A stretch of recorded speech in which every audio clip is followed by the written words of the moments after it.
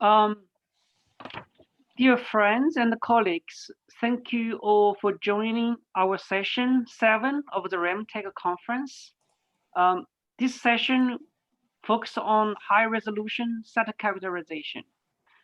As we all know, we are in a new era in which everyone wants to achieve greener and more sustainable remediation. To do so, we must accurately characterize the spatial distribution of the target contaminants so that we could design more precise remediation strategies. HRSC represents an emerging trend in site investigation. We are eager to hear our presenters to talk about new techniques and methods in this field. We have 3 session chairs. We'll first have the session chairs self-introduce ourselves, and then we kick off the presentations by introducing the speakers. First, I want to introduce myself. My name is Dei Ho. I'm teaching at Tsinghua University, which is the #1 university in China. My research focuses on soil and groundwater remediation. Before joining Tsinghua, I also worked in the US and the UK for more than 10 years. I'm very glad to meet you all here today. Next, I'd like to ask Nicola to introduce herself and then Jane. Hello, I am Nicola Harris from an organization called CLARE, which is a not-for-profit organization that works on land contamination as well as soil reuse within the UK, but we also are a dissemination body, so we disseminate across the world. I'm a geologist by training, and my role is as a technical director within the organization. Jean-Pierre? Yeah, hi everyone, I'm Jean-Pierre David. Despite the name, I'm Italian and based in Turin.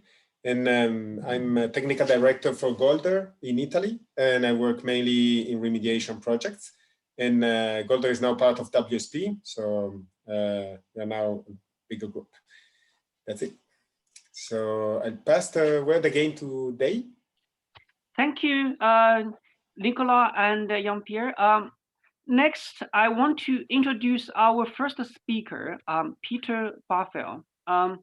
Peter is an environmental engineer and a team leader of an ENSA team. He is working with the development and application of innovative high-resolution site characterization tools since 2012. He has extensive experience in supporting site investigations with HRSC tools and ENSA's unique MIP approach, which is a compound-specific and sensitive tool to map VOCs in soil and groundwater. Now, let's welcome Peter to give his talk.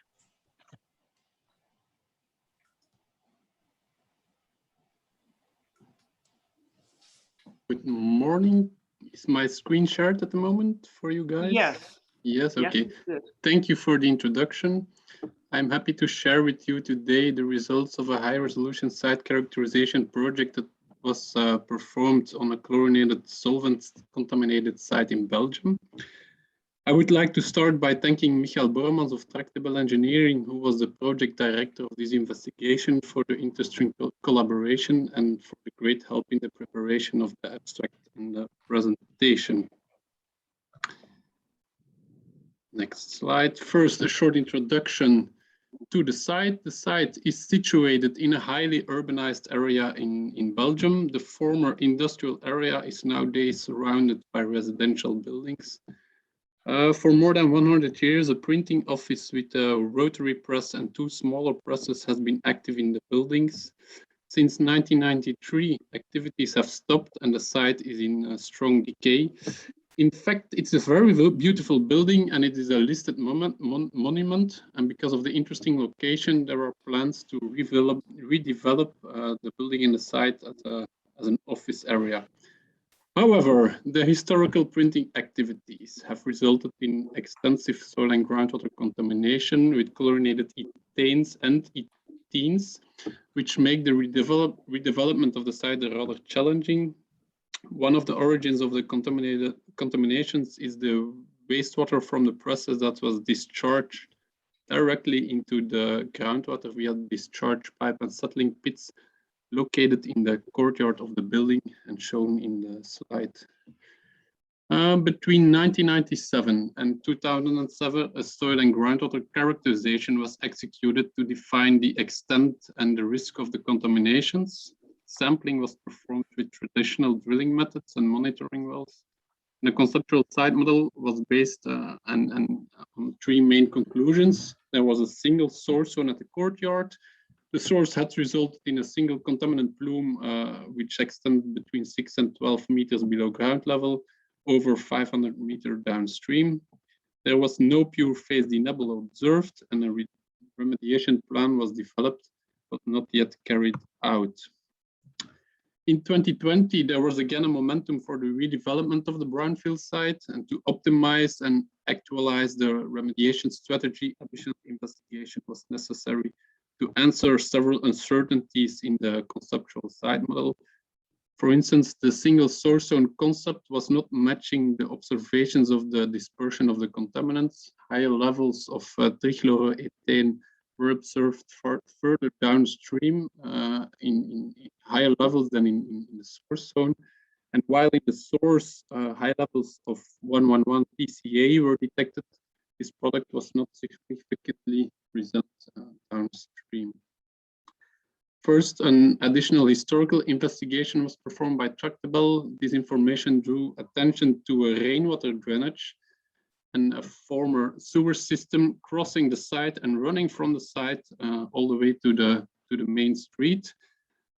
Based on this information, an additional sampling plan was compiled. But when dealing with the NAPLs, traditional investigation methods have several important limitations.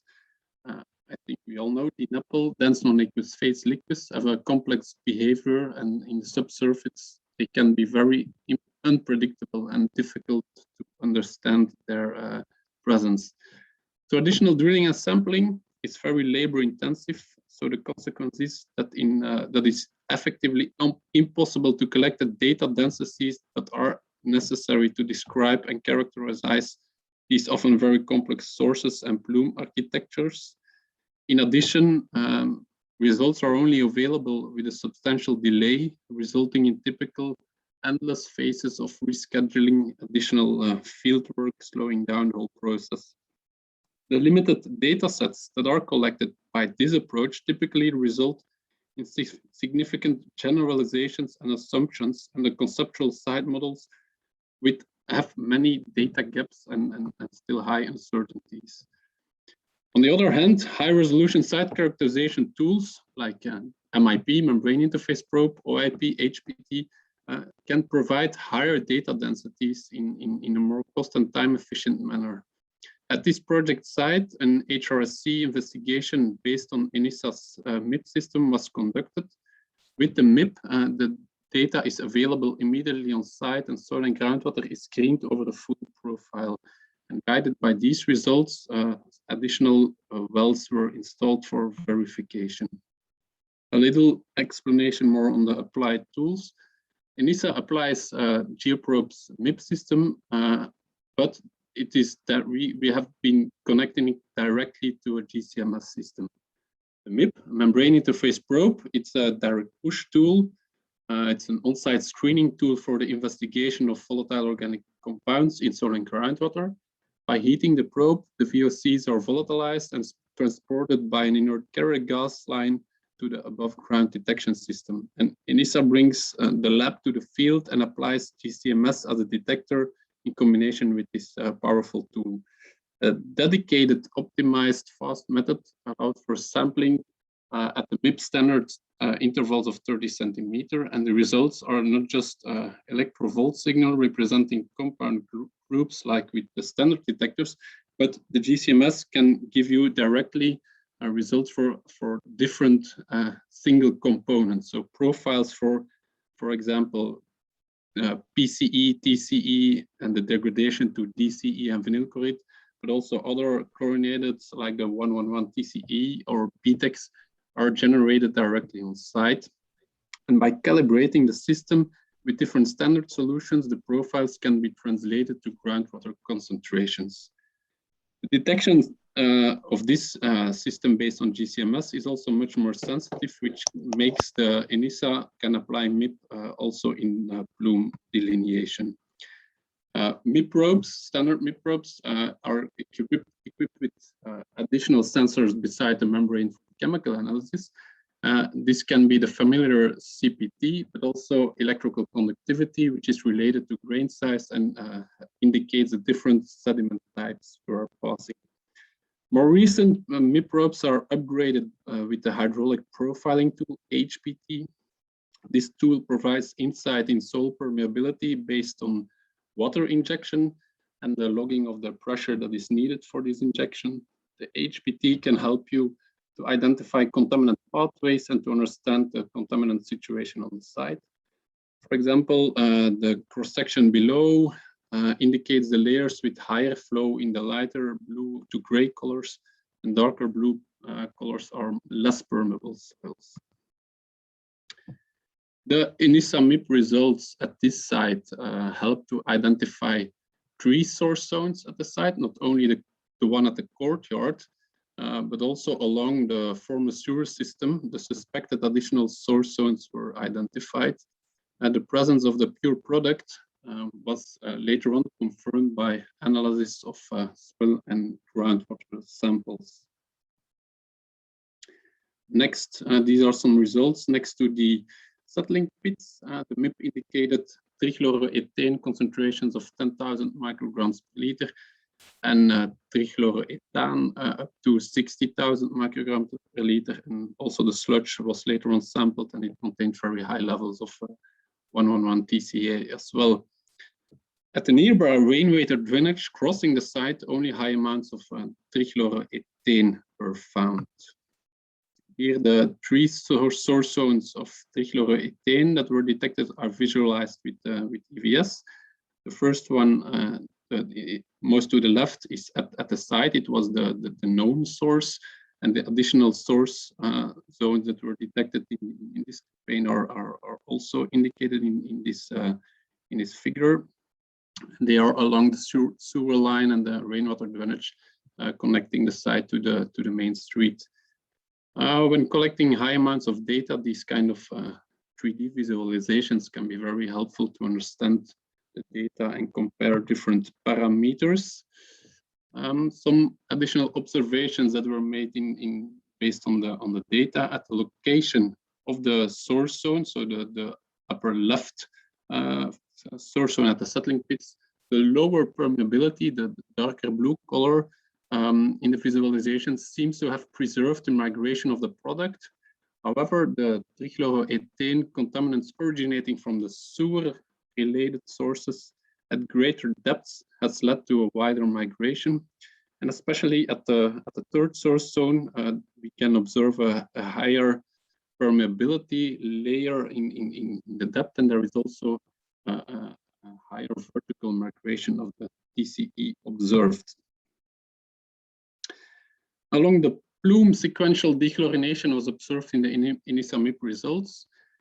DCE, dichloroethane, and vinyl chloride, which are degradation products of the TCE, are detected at different depths. I'm not sure if you can notice on this visualization already, but DCE and vinyl chloride impacted groundwater is in the deeper groundwater than the TCE. And where the initial conceptual site model identified mainly TCE as contaminant and assumed limited degradation is occurring, the ENISA MIP results showed important levels of DCE and vinyl chloride. Also, further degradation to ethane was observed in monitoring wells with adjusted screened interval based on the MIP results. And also the trichloroethane was only observed in the primary source zone. There was also a remarkable observation of a deeper dichloroethane contamination further along the plume. It's indicated by a red arrow. This could be maybe from another plume or from another site. It was not very clear, but since very recently, only Friday, I think, we know a little bit more. These levels of DCE are also observed in additional MIPs that we have been carrying out more to the left. So it might be that the deeper plume has been missed so far, but more investigation is necessary to confirm this statement. In the new wells that were installed with adjusted screened intervals, also this dechlorination of TCE is confirmed. This graph is an example to illustrate the difference in depth of the different dechlorination stages.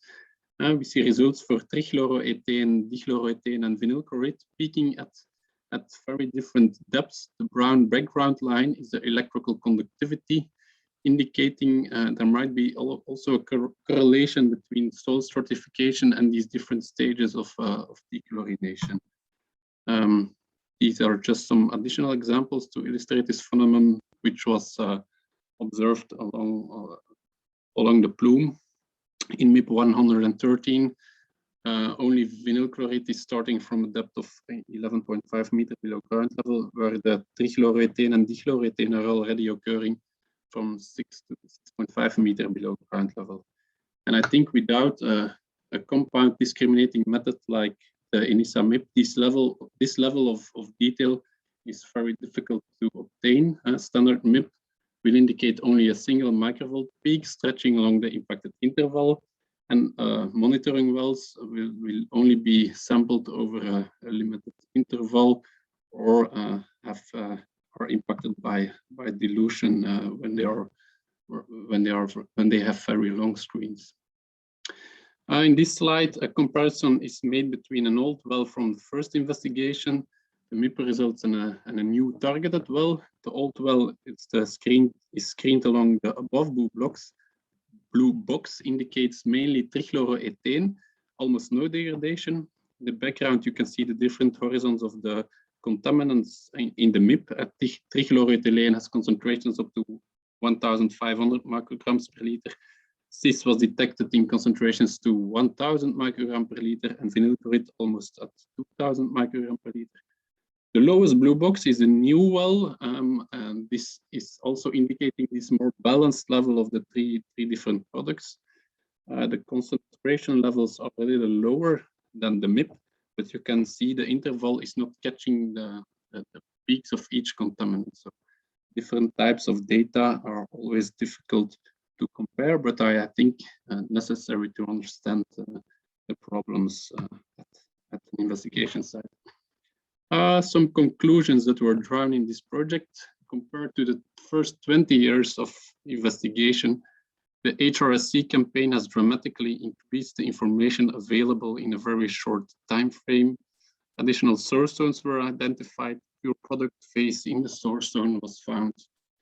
The preferential distribution horizons are clearly delineated. We see the plume of the chlorinated solvents in groundwater are still sinking. The degradation sequence of the chlorinated solvent in the plume has been clearly demonstrated. And based on this updated conceptual site model, a more suitable optimized remediation approach will be proposed. The next steps in the investigation are further delineation of the plume, geochemical characterization of the groundwater, the redox couples, and the design of an adjusted remediation strategy. That was it for now for me. I'm available for questions, but I think this will be coordinated by the session chairs at the end of the session. On the slides, however, you can find my contact details should you want to discuss later. Okay, thank you and goodbye. Thank you, Peter, for the great presentation. It's a very interesting talk, a very nice case study. I'm sure the participants will have some good questions, and we'll have a chance to have a panel discussion at the end of the session and raise all the questions to all speakers. Our next speaker is from Telux, but we do not see Antonin Van Exem from Telux, but we do see the first author, Mohammed Dali, in the participant list. Hello. Mohammed, can you speak? Are you going to give the talk? Yeah, I'll be presenting for Telux. Okay, great. Can you share the screen? Okay.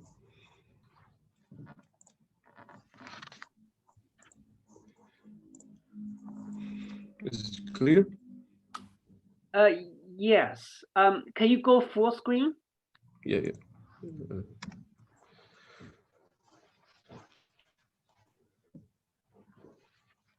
Okay, good. Okay. So first of all, thanks for having us today. It's a pleasure. So my name is Mohammed Daini, and I'm here to represent Telex Company.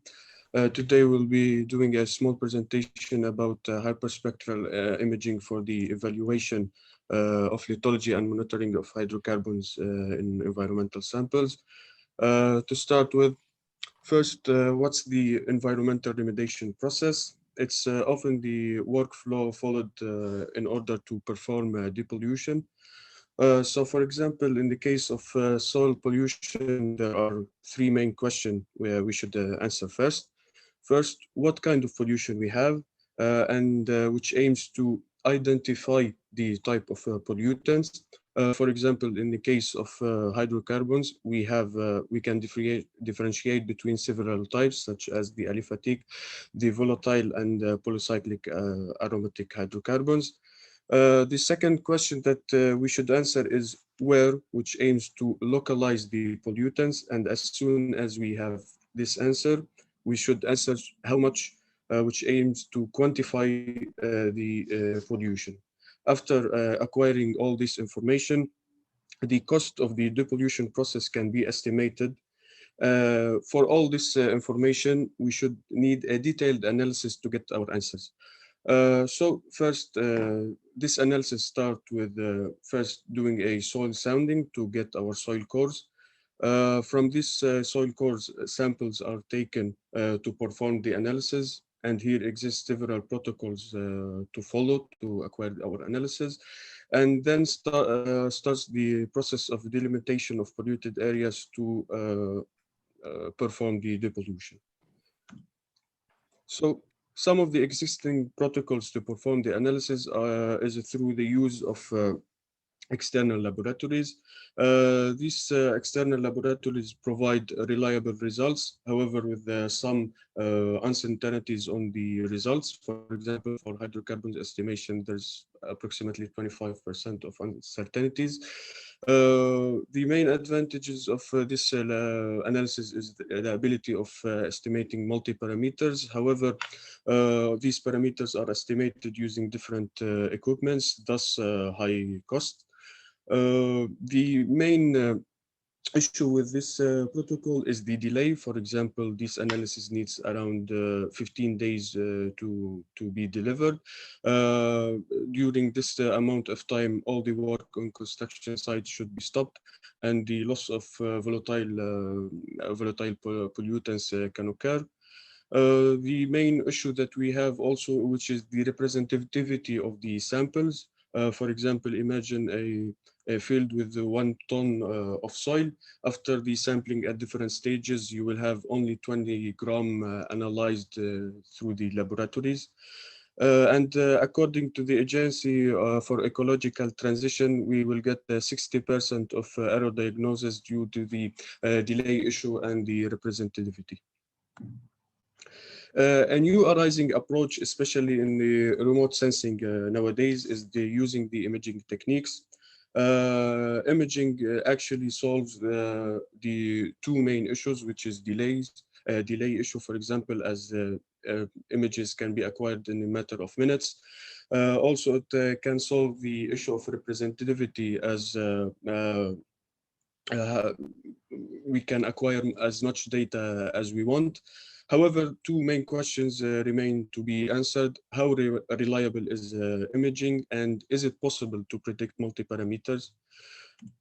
So here comes the proposal of Telex, which is the use of hyperspectral data to estimate the pollution.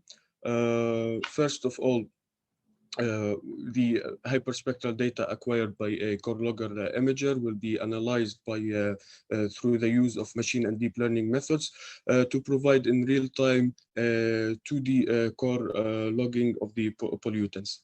So, for example, one might ask, why AI for hyperspectral analysis? It's simply because we have large amount of data to be analyzed and the ability of providing real-time analysis.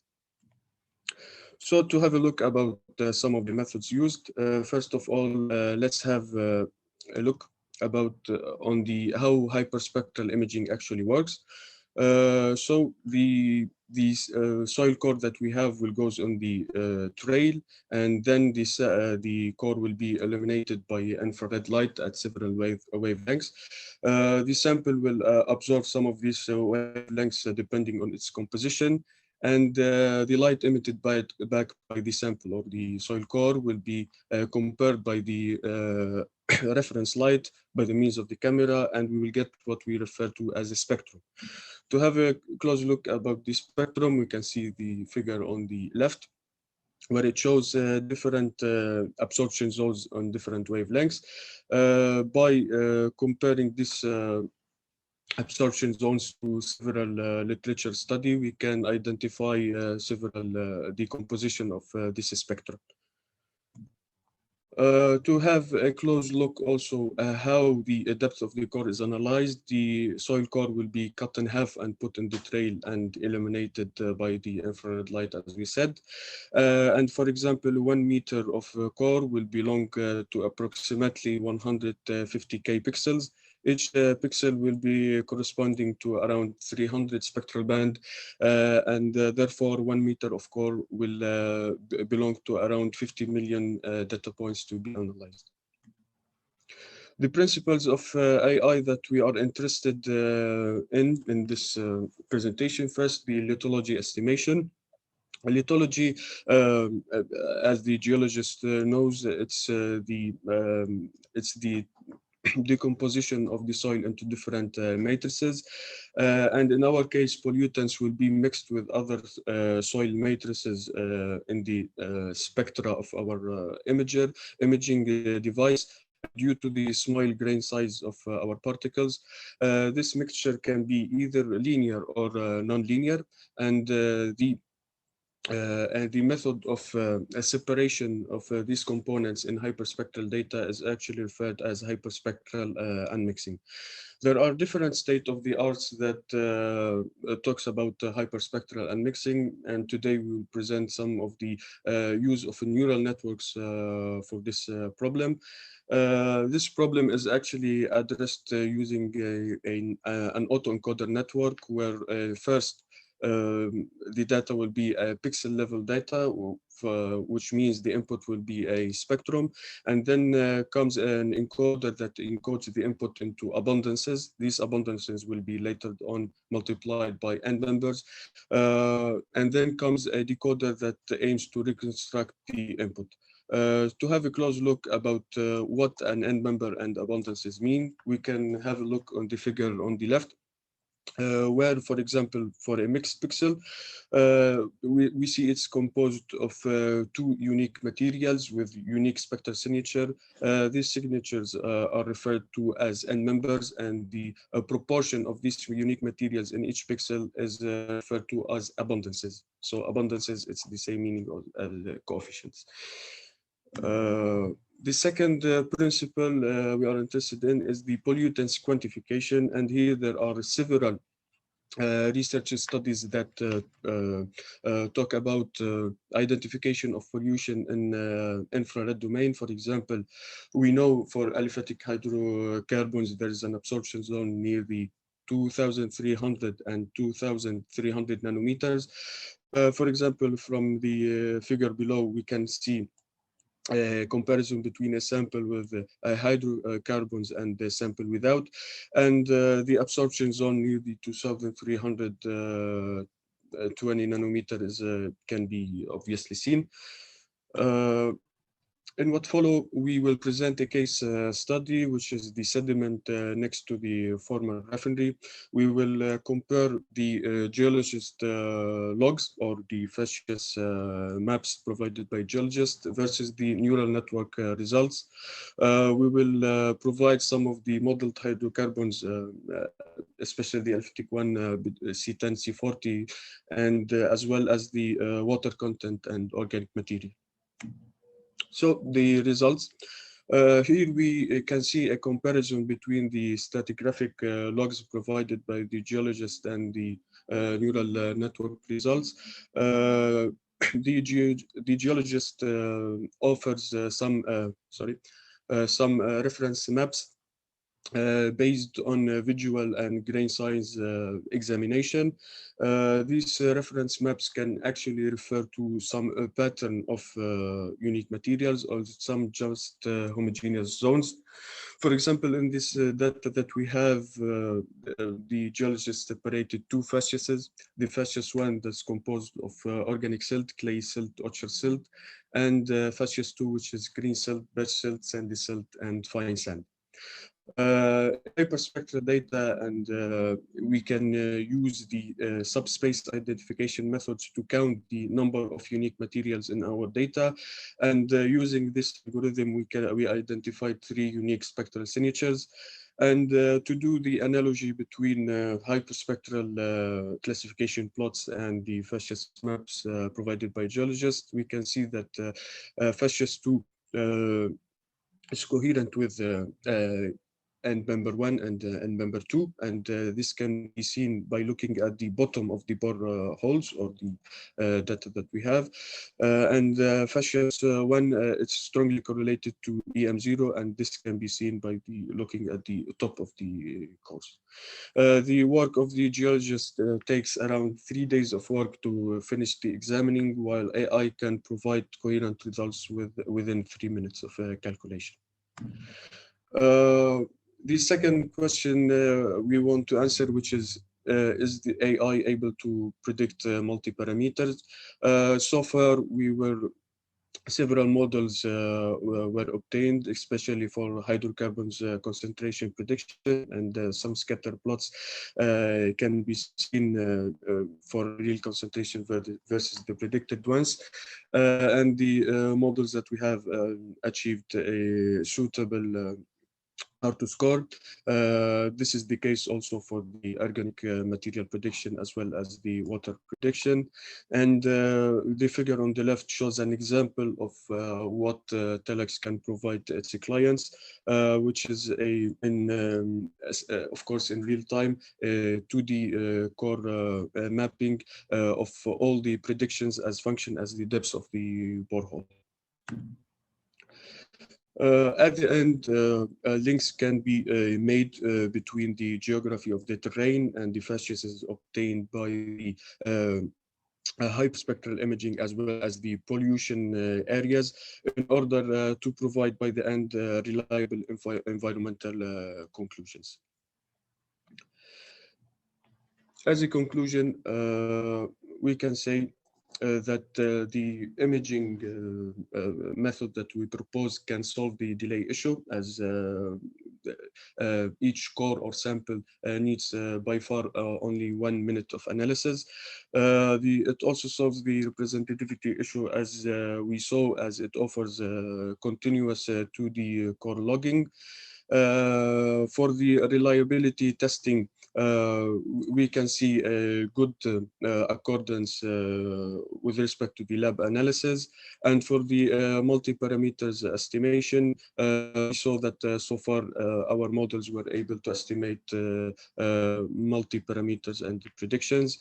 This development is available right now for hydrocarbons, volatile hydrocarbons, and sulfate. Recent development is currently held on chlorinated soils and polycyclic aromatic hydrocarbons, and future work will be targeted towards data fusion for heavy metals. Thank you. That's it. Thank you very much, Mohammed. I mean, this is a very nice presentation. Now, next, I will ask my colleague, Jean-Pierre, to introduce the next speaker. Yes, so thank you, Dei. The next speaker is going to be Michele Remonti. Michele Remonti is a senior consultant within the liability portfolio management and remediation team of ERM in Italy, and he has 15 years of experience in the field of applied hydrogeology, contaminated sites management, and groundwater modeling. Michele is also an expert of environmental statistical and geostatistical methods that uses for elaborating and managing environmental data. And the project is going to show us is really about this. And it is about the optimization of a hydrochemical monitoring network for large contaminated sites. And Michele, the floor is yours. Thank you very much for this introduction. So I just skipped the first slide because the title has been cited. So some words on the site we are working on. The site is a very wide site with a long history of contamination and of production. It's a chemical plant that produces during the time a wide range of chemicals, from organic to inorganic to plastics, so any kind of chemical product, and a very wide contamination of soil and groundwater during the years. So this required for sure a tough monitoring of groundwater. So starting from 2005 with 30 points, 30 monitoring points, and a very intense growth up to 380 points in 2020 due to the request of the public authorities of increasing effort in groundwater monitoring, but without a sound technical approach. So a day-by-day approach without seeing the whole picture of this contamination. So the client required us the optimization of the monitoring network with a defensible statistical based approach that can be justified and scientifically acceptable. Okay. So the gaps we found was in that monitoring network was the possible redundancy of the hydrochemical data acquired due to autocorrelation, so too much points at the end. The absence of a statistical evaluation of the monitoring frequency. So there was no justification for the quarterly monitoring required for each point by the authorities. Some inconsistency in conceptual inconsistency. So for example, the authorities required groundwater sampling where free products were present, so NAPL or DNAPL, and some points were within the capture zones of the hydraulic barrier. So a lot of inconsistencies and a big room for optimization. Optimization have been done for monitoring point locations. So how many points and where the points are located. For the sampling frequency, so how often we have to sample. And from a conceptual point of view, to solve the problem of the sampling of points with the free products. The process starting analyzing two standard software provided by public authorities in United States, MAROS and Visual Sample Plan. But very soon we decided to move to a GIS-based custom procedure to match the specific needs of the projects of this specific site to guarantee transparency in front of the public authorities, because some of these software are not so transparent. So they are more or less a black box. So we wanted to open that box and to fit precisely with the legal requirements of the country and of this specific site. So concerning the spatial optimization, the procedure comprises a semi-automatic procedure and a secondary manual detailed evaluation. And it has been done with the Delaunay method that will be further explained. Temporal optimization have been done with the Mann-Kendall test, with a procedure based on the Mann-Kendall test. And conceptual optimization was very simple. So simply we decided to remove any sampling in the points where of groundwater at points with the presence of free product, justifying it with literature data. So going to the spatial optimization, it has been done applying the Delaunay method. So for each point of the monitoring network, you see, at first you create a grid of triangles based on the monitoring network location of the site. Then for each point, you calculate an average concentration of each contaminant present in groundwater, and a weighted average concentration at all the neighboring points. So N1 to 5 in this figure, okay? Then you compare the average concentration at each point, N0, with the weighted average concentration at the neighboring points, using this SF factor, so the slope factor, a simple a difference in an average difference in concentration. So when the slope factor is lower than a certain value, the method says that the point can be removed from the network, because the information provided with this point is redundant. So is more or less equal or very similar to the information provided by the neighboring points. So that's the base of the spatial optimization. This is a semi-automatic method followed by a manual review of the excluded point to decide if a point have to be reconsidered due to site requirements or authority requirements or specific requirements of that point. Concerning the temporal optimization, we base the method on the Mann-Kendall statistical test application with a very simple hypothesis. So for increasing trend of concentration for a certain point, we proposed to the authorities to apply a quarterly sampling, so to continue with quarterly sampling. For decreasing trend or no trends point, we proposed to reduce the frequency to annual. Why? Because where there is an increasing trend in concentration, there is a bigger issue at that point. Very simple concept. Okay.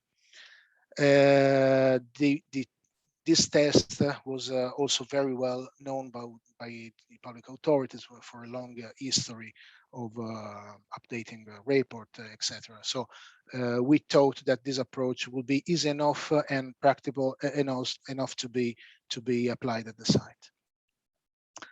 So that's the general scheme of the method. So starting from the prism monitoring network and adding some additional points if needed, we applied Delaunay method. So the question is, point is redundant? If yes, we did a manual evaluation, as talked about before, to see if the point would be still needed in the network for other reasons.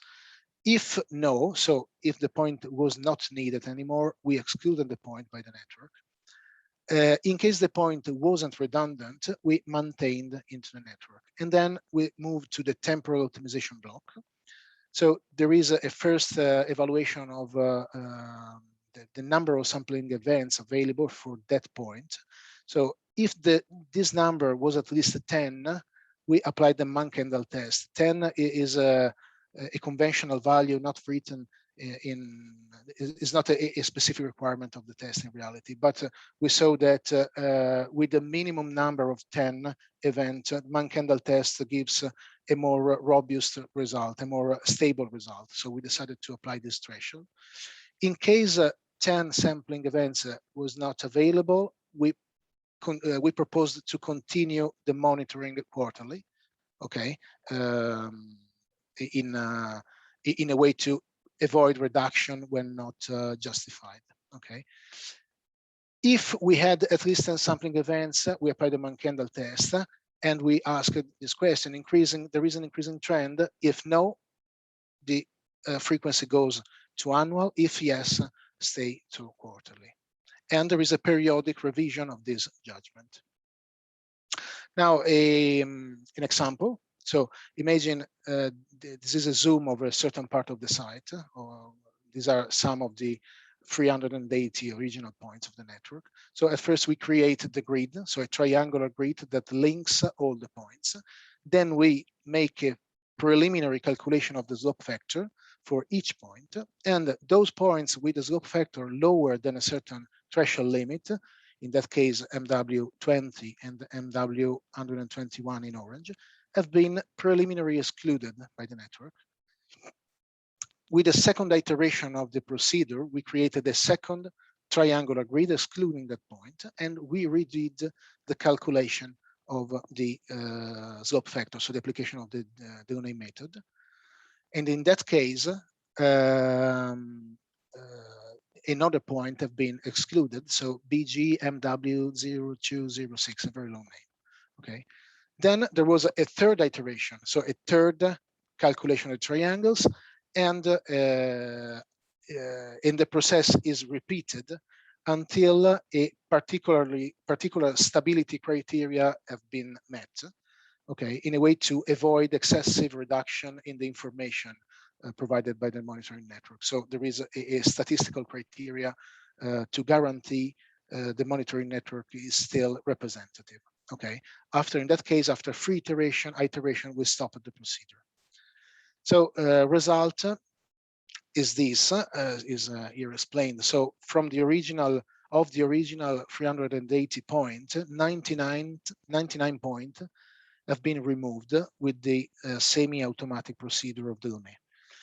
Of that, 54 have been restored after a manual verification, because there was a lot of prescription by the authorities, lots of particular areas with particular geology or hydrogeology or historical production data. So of this originally 99 points removed, 54 have been restored. The overall optimization is on the right. So 45 points have been definitely removed, so permanently removed, sorry. But of that, of the 335 points remained, 65 presented free product, so will not be sampled in future. So the result is a minus 30% of points to be sampled. And concerning the frequency of monitoring, most of points did not add at least 10 monitoring events available. So only 45 points, okay, have been moved from quarterly to annual frequency. But the idea is that after having reached the 10 events for all the available points, more reduction in monitoring frequency will be possible. Final result, the overall result in terms of cost saving is huge. Okay, so our provision was that the reduction in cost will be at the end of the procedure about the 60% of the original cost. That was incredibly high, because at this site, cost of characterization, periodical characterization, reached 1.7 million euros per year. So a very big effort for the company, for the client, and a very big cost. Okay, so in that case, after this optimization, the reduction in cost will be very high, but at the same time, the method has some threshold and some statistical procedure to avoid an excessive reduction in the information collected during the sampling campaigns. So that's the presentation. I finished a little bit earlier than my time, so I'm available for questions after the end of the presentations. Thank you. Yeah. Thank you, Michele. We will push the question at the end of all the presentations, and there will be the question time. So thank you for the presentation. May I just ask you to stop sharing your screen? Yep. And I can then invite our next speaker, who's going to be Gregory Cohen from the Bordeaux EMP. Gregory is an environmental chemist working at the University of Bordeaux. His research interests revolve around the use of the natural tracer radon 222 for the detection and quantification of NAPL contamination. He's also involved in several other projects for water and agricultural soil remediation. I will then pass the word to Gregory. Thank you very much for this introduction. Is the screen sharing okay? Yeah, we can see it. Okay, perfect. So let's move to the presentation. Hello, everyone. This presentation is going to be about experimental and modeling investigations of radon 222 profiles in chemically heterogeneous and NAPL contaminated valley zones. This work was conducted in Georesource and Environment Laboratory at University of Bordeaux and funded by Carnot Esifor Institute. The contamination of soils and groundwaters by light and or dense non-aqueous phase liquids, such as petroleum products or chlorinated solvents, is a widespread environmental problem. To develop improved remediation design for contaminated sites, quantification of NAPLs and soil zone delineation in the subsurface is crucial. Unfortunately, sampling techniques such as soil cores or trenches, for example, are commonly used but present considerable difficulties and are expensive. Thus, less intrusive techniques like soil gas survey, which provide valuable information on the extent of NAPL soil zones, are interesting because of their convenience and low cost. Over the past 2 decades, naturally occurring radon gas has been considered as a possible indicator for NAPL localization and quantification. Actually, this has already been proved in both unsaturated and saturated zones. Indeed, radon is naturally emitted by soil radium-bearing minerals into the surrounding pore space, and while migrating through aquifers, radon dissolves into NAPLs despite being otherwise chemically inert. Thus, in an homogeneous valley zone with uniform radium distribution, radon activities measured in soil gas are then expected to show local decreases in the vicinity of NAPL source areas in comparison with profiles at uncontaminated sites nearby. A radon deficit in soil gas could therefore be used to localize NAPL contamination as part of a soil gas survey. However, radon activities in soil gas depend on various parameters, including radium content and radon emanation from the soil, soil porosity, moisture content, and groundwater level. At a contaminated site, radon activities may therefore vary from one location to another, not only because of NAPL distribution in the subsurface, but also as a function of physical and chemical soil heterogeneities. Analytical model has been developed, but it is limited because its applicability is restricted to one-dimensional problems. Moreover, analytical models face more challenges for heterogeneous cases. As a result, the development of a numerical model was crucial to help interpreting radon behavior in heterogeneous valley zone. Thus, the main objectives of this project was to develop a numerical model that could permit to delineate the limits of the radon gas method to identify NAPL sources in chemically heterogeneous and saturated media and to determine the relevant parameters affecting field application of this method, especially in case with heterogeneous radon production and or NAPL distribution. To reach this goal, the MINSP reactive transport code was enhanced, taking into account radon production, force partitioning, and radon decay in the gas and NAPL phases.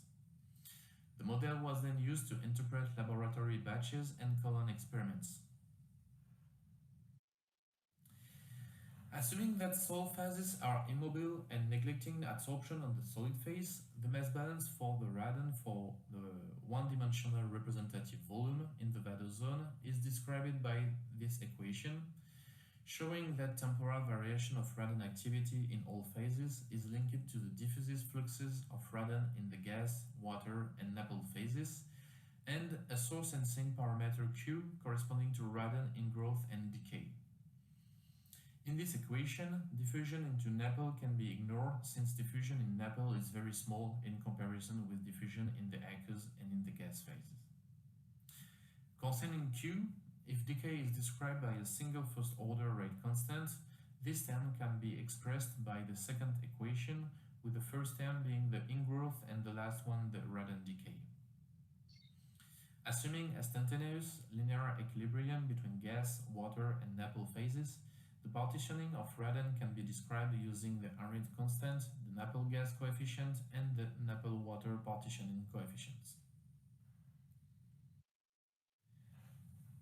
This figure presents the water, NAPL, and gas phase distribution in a vadose zone system and its conceptualization in MIN3P. Since MIN3P is not a multi-phase flow code, NAPL is treated similar to a solid immobile phase, leading to a decrease in porosity in the presence of NAPL. For the current work, the code was enhanced to take into account radon production, its dissolution into NAPL, and its decay in the gas and NAPL phases. The enhanced version of the model was first verified against analytical solution to check radon production, dissolution into NAPL, and decay in gas and NAPL phases. Initially, with the old version of MIN3P, radon degradation was only possible in the aqueous phase, leading to a buffering effect regarding its disintegration when saturation of gas or NAPL increased. After the code modifications, MIN3P results were totally in agreement with analytical solution of Werner and Surbeck, as shown in this figure. The verification were achieved, experimental validation seemed to be necessary. Thus, two soils called MP1 and MP2 were selected for their different radon production, but same transport properties, meaning grain side and Van Genuten parameters. The first one was a purified industrial sand, and the second one a sieved alluvial sand. We were thus expecting a higher radon production of the second one. Batch experiments were carried out to determine different porous media radon production rate and radon partitioning between gas, water, and a not-toxic NAPL, which was colza oil. Colon experiments were also conducted to assess radon profiles in uncontaminated and NAPL-contaminated heterogeneous vadose zones. The configuration of each colon is described here. For the uncontaminated experiment, the colon was first filled with about 90 centimeters of MP2 and then with MP1 to the top of the 2-meter column. A closed configuration was reproduced in the second experiment, except that we inserted a 60 centimeter 8 all contaminated lens in MP2. Here are presented the result of batch experiments. The figure at the top shows radon emanation versus water content for both sands. This confirms the hypothesis of a higher radon production for the alluvial sand with an average radon emanation of 0.9 becquerel per kilogram, while MP1 radon emanation was around 0.1 becquerel per kilogram. Besides, these results also show the relative stability of the radon emanation coefficient for relevant range of moisture content for environmental applications. NAPL gas partition was determined following radon activity for different colza oil contents, and the value calculated was in good accordance with literature data. So, colon experiments results. On the right side is indicated the water gas distribution into the colon, and the graphic on the left presents the radon activity in function of the age of the experiment without NAPL.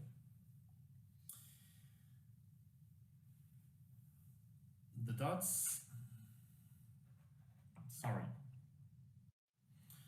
dots come from experimental results, while MIN3P profiles is depicted with the line. It can be seen that experimental and modeling results are in pretty good agreement. Concerning the experiment with colza oil, the NAPL and water distribution is presented on the right side, and the radon activities from modeling and measurements are shown on the left. As for the uncontaminated colon, experimental and modeling results are for this experiment in good agreement. The good agreement between experimental and modeling results for both uncontaminated and contaminated experiments provide confidence in the conceptual model. We decided then to investigate the influence of NAPL distribution on radon profiles. To do that, numerical simulations were conducted with 4 different NAPL distribution configurations shown on the left board.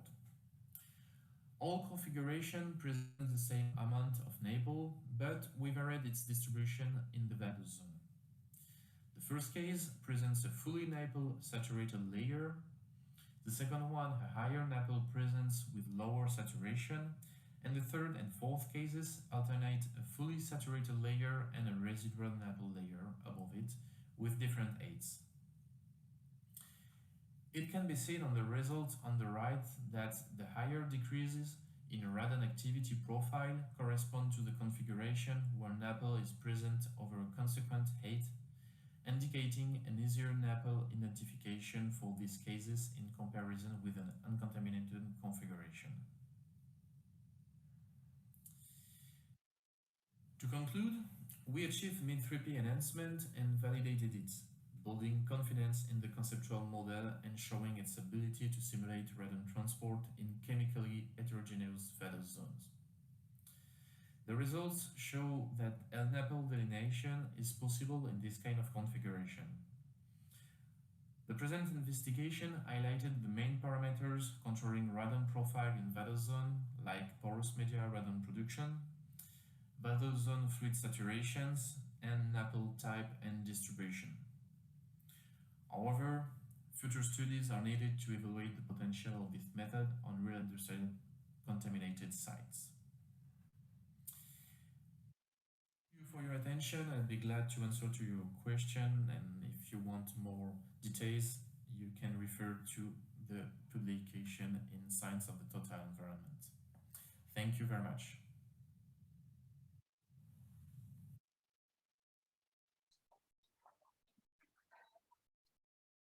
That's all. Did you hear well the presentation?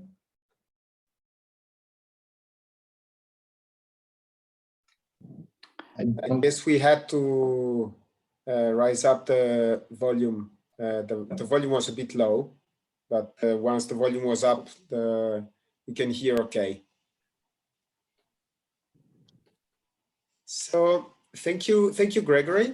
The next speaker, and please do not forget to write up question for Gregory and for Michele in the Q&A box.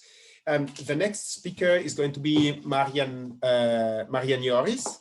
Marian is former as a geologist, and she's working with iFlux. But before then, she was a soil and groundwater consultant for 20 years. She has worked in many remediation projects, and she's convinced that insight in underground dynamics, which are the one that iFlux provide as a service, are important to come to an effective and efficient remediation approach. So Marian, you can unmute and share your presentation. I will share my presentation. Wait one moment, okay. And when everything is all right, do you see my screen? Yep. Okay. And you see it now full screen?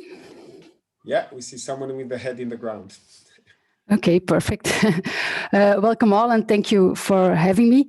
And thank you for joining this session as well. I like to tell a little more about iFlux measurements carried out at the Swiss site to get a better insight in the contrasting heterogeological context and the movement of the chlorinated solvents on that site. We collaborated with different partners, as well as the Federal Office of Environment of Swiss, as a Canton Jura, the Institut Géotechnique, and INERIS, but a special thanks to Helene of EODE, because she provided all information we needed for the study, as well as the support for this presentation. Why is chosen to carry out eye-flux measurements? Just because dynamics of soil and groundwater are often underestimated, which led to a wrong interpretation of the behavior of a contamination and the spreading of the pollution. As you can see on this movie, this illustrates the difference. The flux measurements is more as a camera measuring during a longer period, while a traditional sample rather is a kind of a snapshot in time. And the difference is that why flux measurements really include the dynamics occurring during the sampling period. So how flux is measured in the field? There are different technologies. There is a improved passive flux meter, the iFlux sampler. It's a unique sampler measuring simultaneously groundwater and mass flux at different depths. You see at the right a picture of that one. At the left, you can see the iFlux digital sensor, and it measures continuously groundwater flow velocity and direction. It's still a prototype, but the first measurements are performed in the field, and we have really good results. We can measure very low flow from less than 1 centimeter a day to 500 centimeters a day. And you can follow the results in real time. This can be very useful in dynamic areas. And all data can be collected on a dashboard together with other data, the analytical results, level measurements of groundwater or surface water, or even weather data. And it helps to visualize and interpret it, and it makes that you can really see what's happening in the water ecosystem.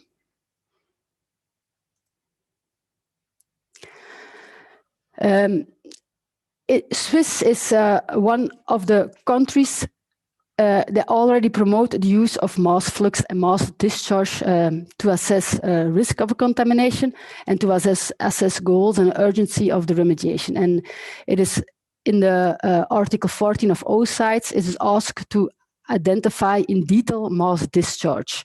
And it is the load of the contamination and to evaluate the evolution in time. And the load or mass discharge of a contamination actually is the sum of mass fluxes in this area.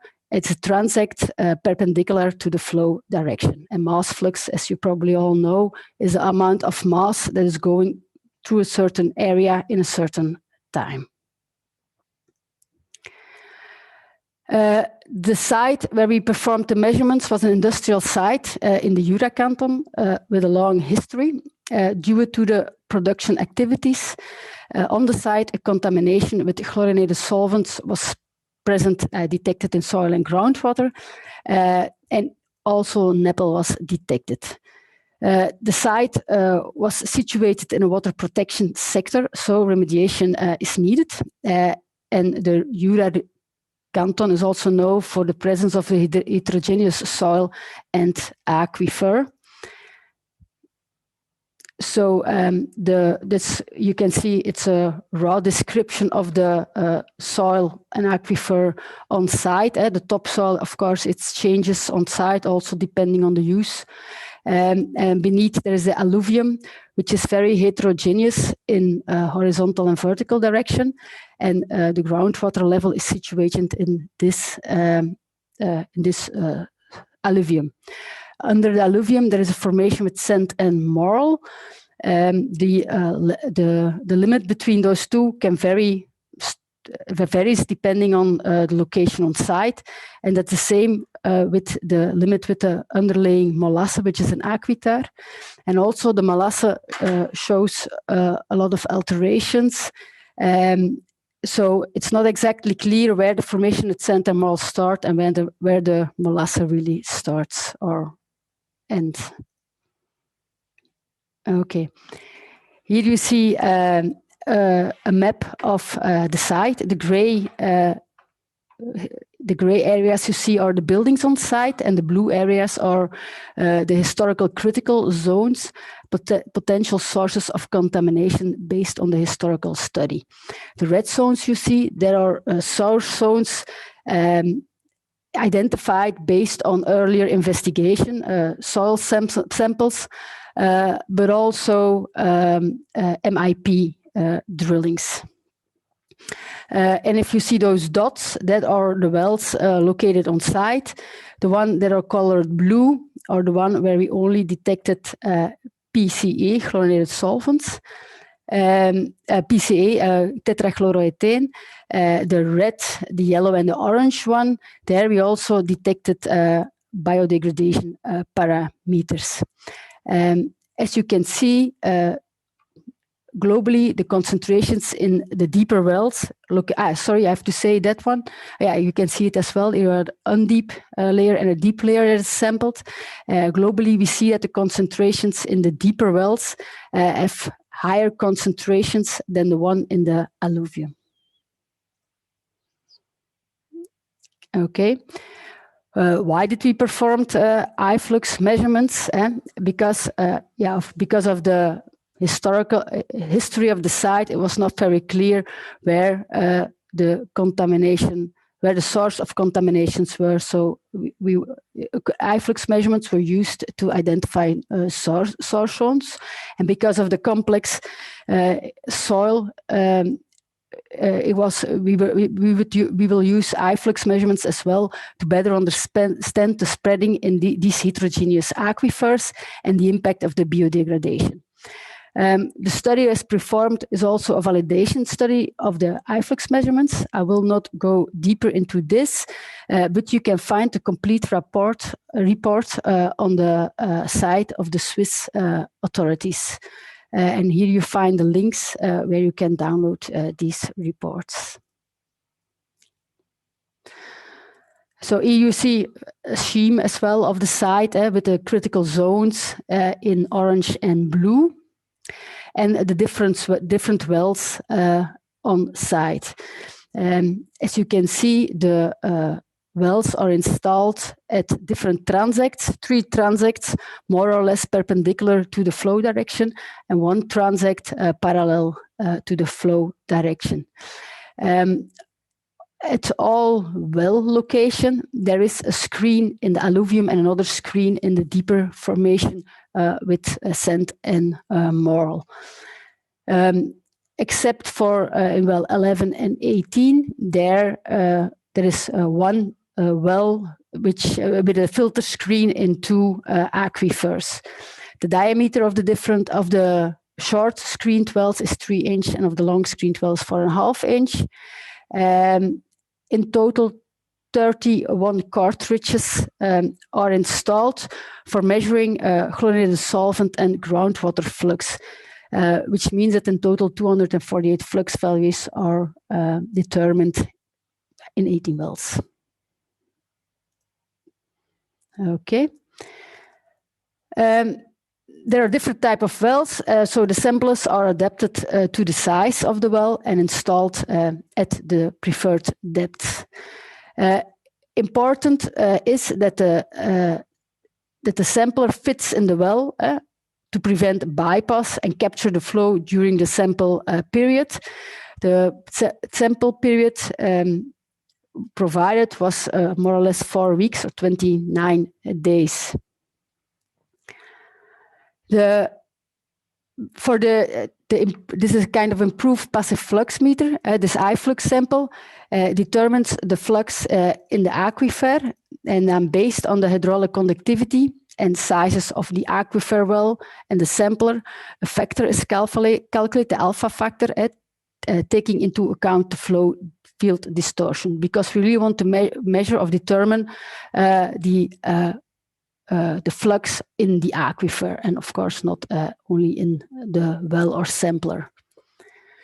Here you see some picture of the installation of the samplers, some cables to to connect to the samplers and leave them down, and rods to install between the samplers, so the distance between the samples is samplers is assured.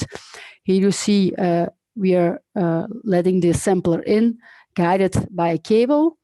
When the sampler is in the well, it's the well is closed with a cap, and if the samplers are retrieved, they are put in a bag and stored cool before send it to the laboratory. And you see some pictures of the samplers as well. And then here we got the results of the flux measurements on the picture at the on top. It's the groundwater flux, and the light blue circles are the groundwater flux in the shallow aquifer, and the dark blue in the deeper aquifer. You can see that the groundwater flux in the shallow aquifer is globally higher than that one in the deeper aquifer.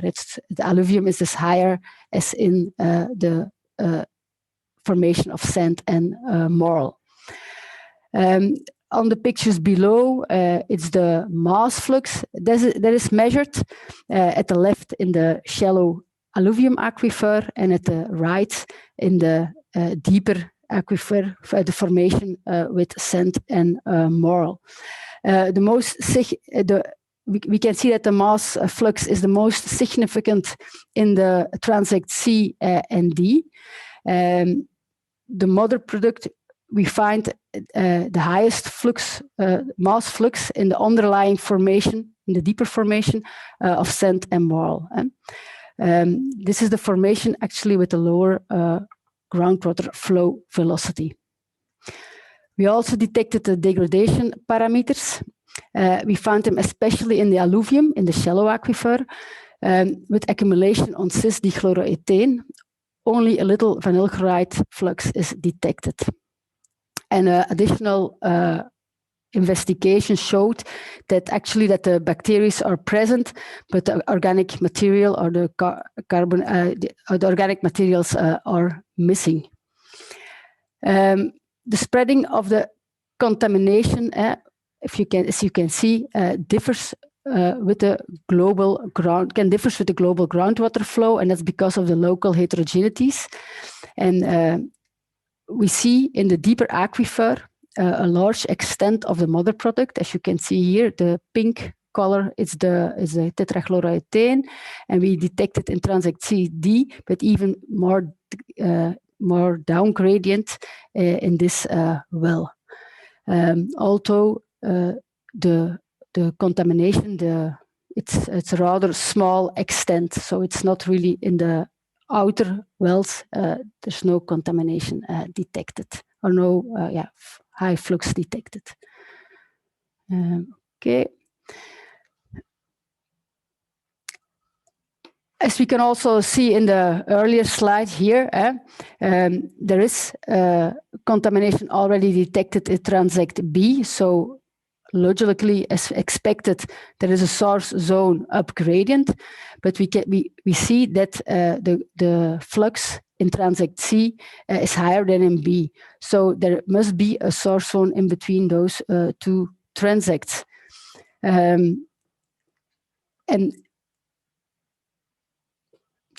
And indeed, a leaky pit is detected in this zone, which is a secondary source of the contamination. If we look more in detail, here you see the measured flux in wells 25 and 26 on those two pictures. And we see a high variation in the flux at a vertical distance, rather a small distance of less than 1 meter. As you can see here, the fluxes changes in between those depths very strongly. And we see that the difference in the groundwater flux varies in the same ways as the difference in the mass fluxes. That's rather logically. This is in these wells, but also in the other wells, we detect more or less the same, we see more or less the same things happening. except as you can see here in this well 26, for trichloroethane, we see here the groundwater flux is reducing, but the flux of trichloroethane is higher. And this corresponds with the additional research that is done in the field and where there were indication of the presence of NAPL. Okay.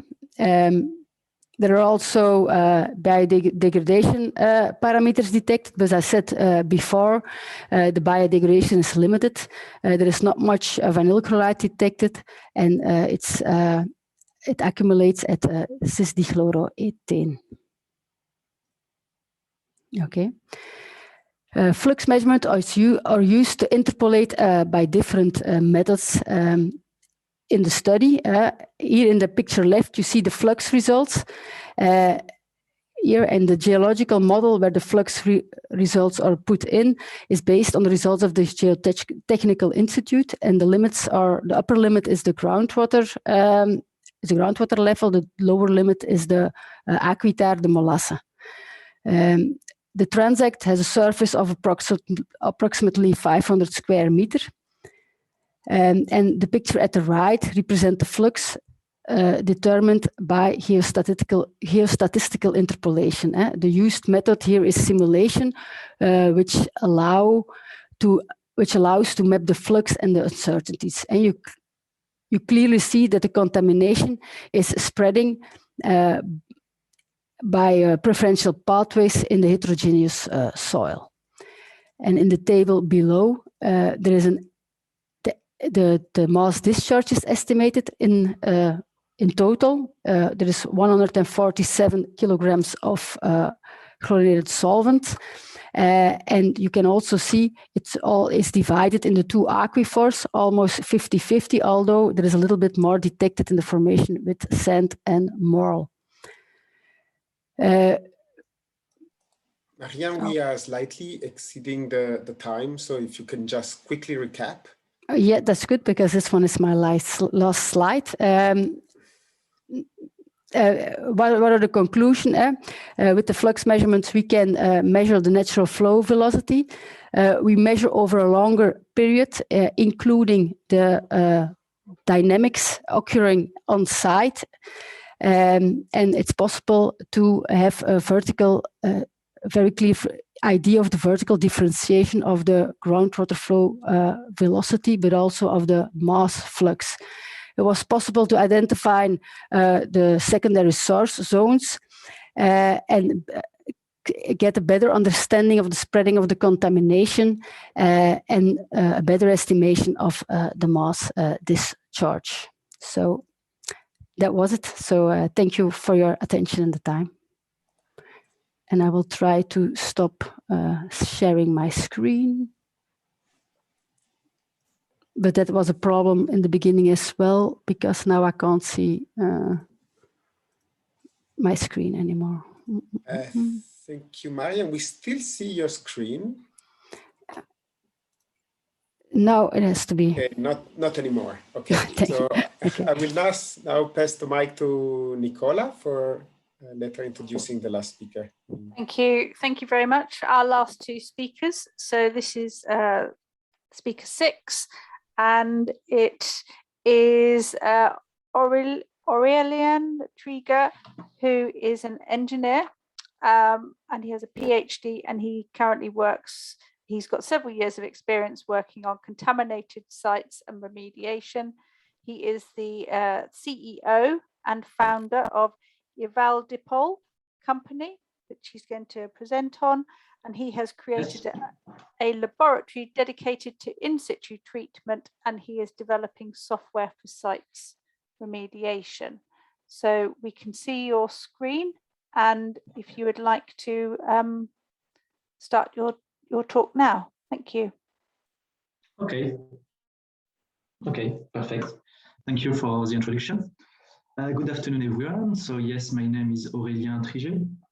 I'm working for Hydrachemical, and today I will present you some first results that we've got from a project that we are working on for 2 years now.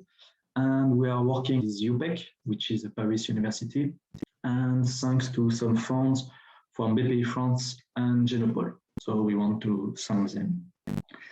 So EvalDepol has two core business. One, we've got a laboratory dedicated to site remediation. We are testing and validating every in-situ techniques at lab scale.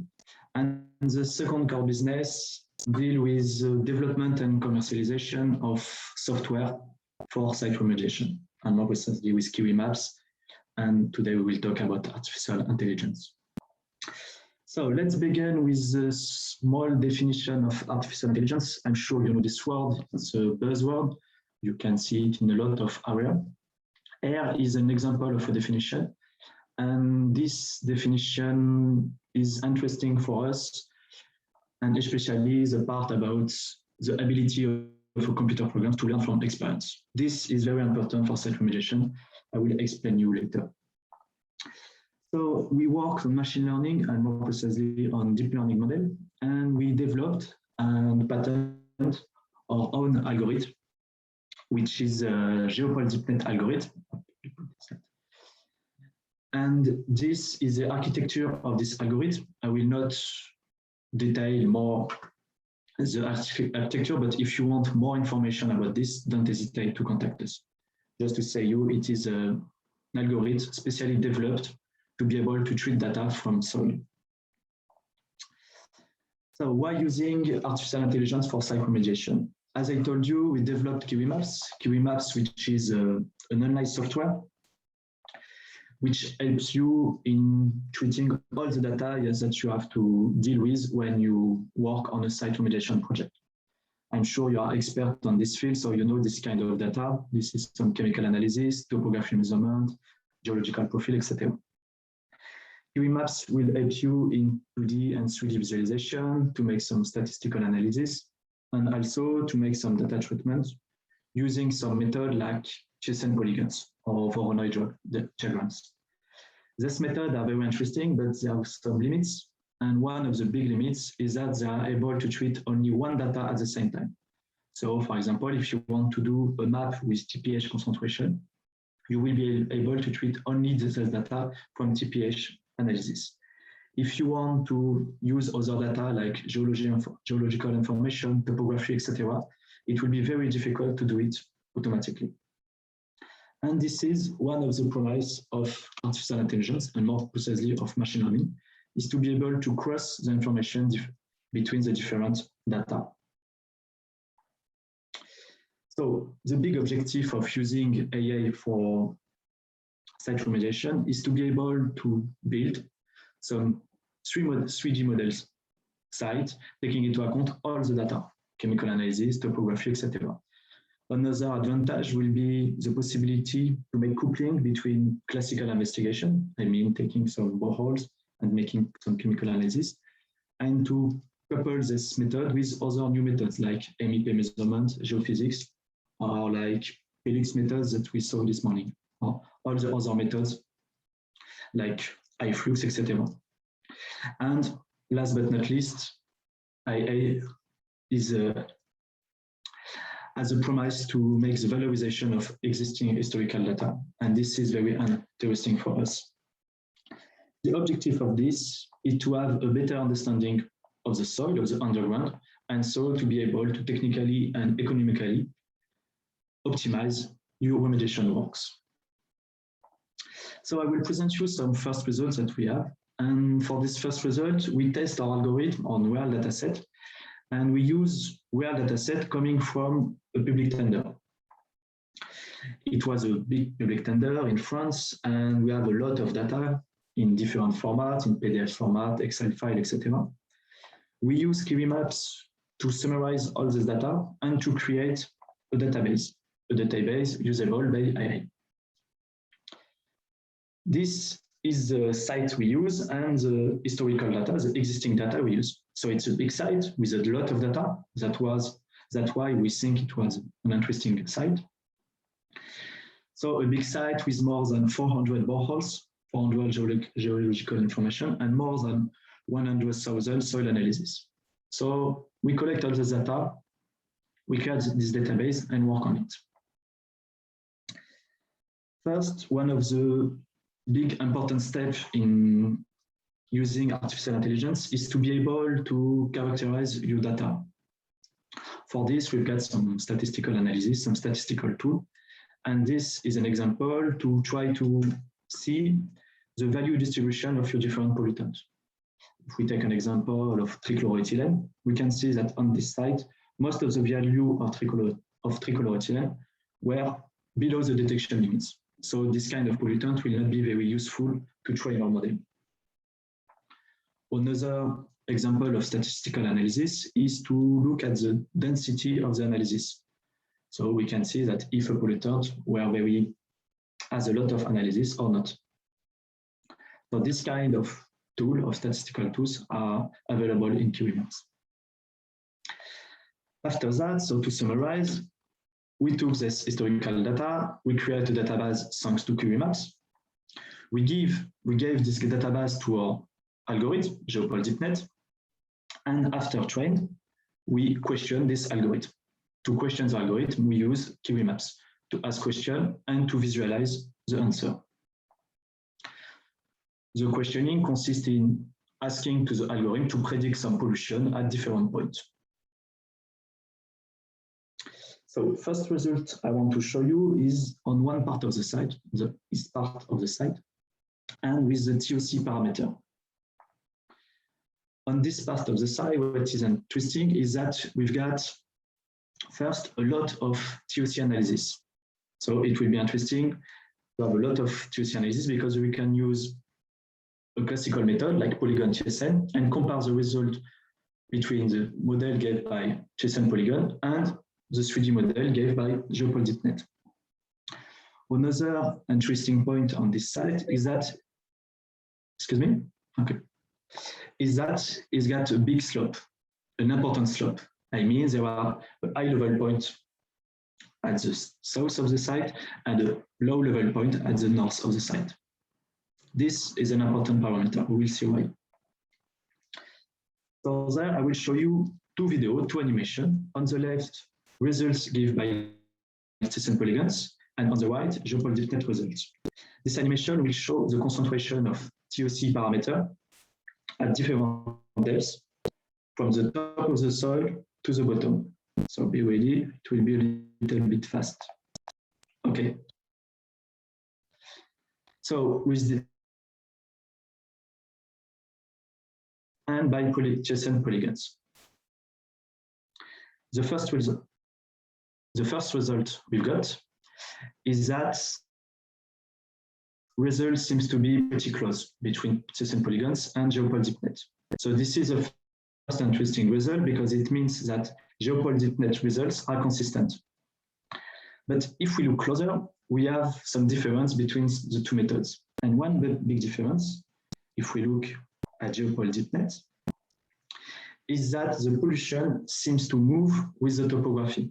For example, there, if we look, we have two spot zones, one orange and one red. And if we go further, if we go deeper, we will see that this spot zone will move following the topography. If I show you, you will see.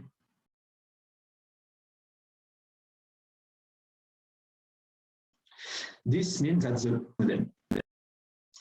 So first result with TOC, we show that the results given by Geopol DeepNet are consistent. They are similar, close to TSN polygon results. And it seems that the Geopol DeepNet is taking into account topography in this modelization.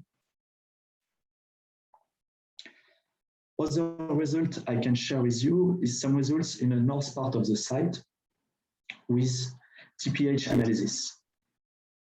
In this part of the site, we also have a big slope, so with a high point at the south and a low level point at the north. And which is also interesting is that in this site, we've got a lot of analysis in the south part of the site and few analysis in the north part. And we've got here a spot zone with more than 10,000 milligrams per kilograms of C10, C40. And there in this side, we've got few analyses. So it will be interesting to see how the algorithm will deal with this lack of information. If we look in a cross-section, you've got this point here with the spot zone and few analyses here. So again, a small animation showing the concentration of TPH from the top of the soil to the bottom. And what we can see is that, as before, the pollution seems to move thanks to the topography. So again, the GeoPol-DeepNet algorithm seems to use the topography to build its model. I can show you again, it's very quick. There you've got your hotspot with PZA D21 with a high concentration measure. And this seems to use the topography to extrapolate this value following the topography. If we look at the results in a cross-section, we can see that, as I told you, GeoPol-DeepNet is using the topography to extrapolate the hotspot value to the north, but it seems to didn't take into account this value. In B21, we measure a value under the detection limit.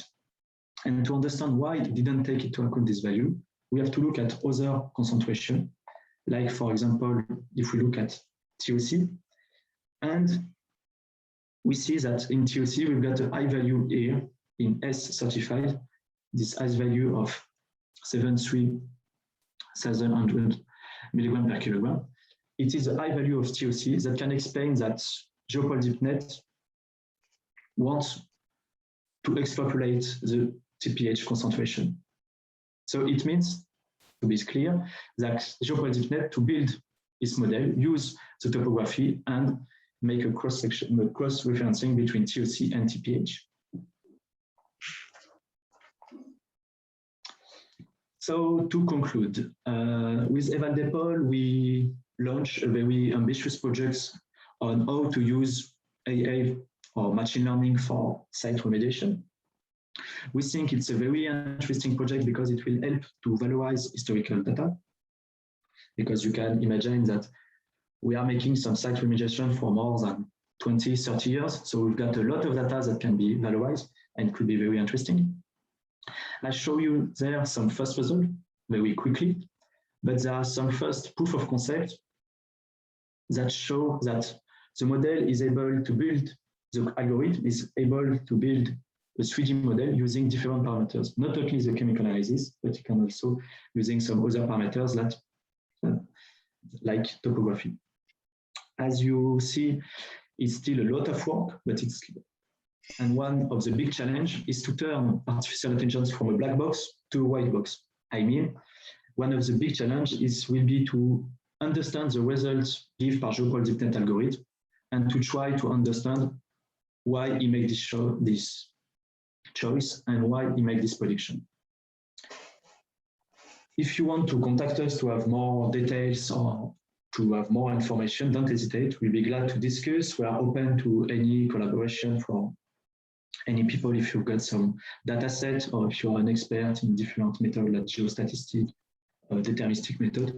Don't hesitate to contact us. We will be glad to discuss with you and maybe to share our experience. Thank you very much.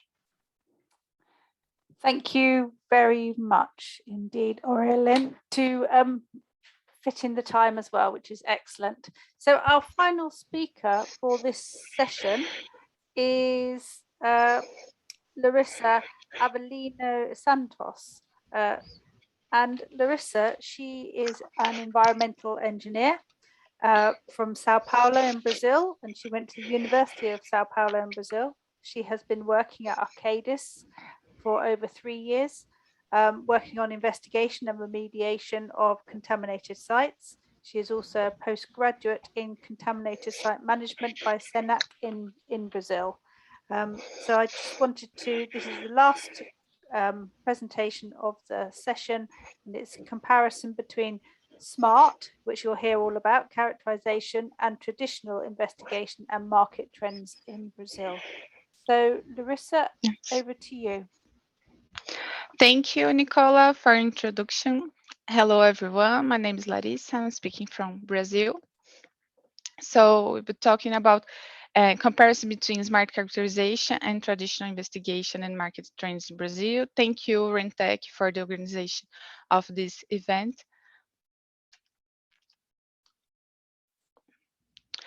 So the team that made this work was me and Flávio, Maria, and Eduardo from Arcades Brazil. If you want to contact us, or our LinkedIn's here in the QR codes.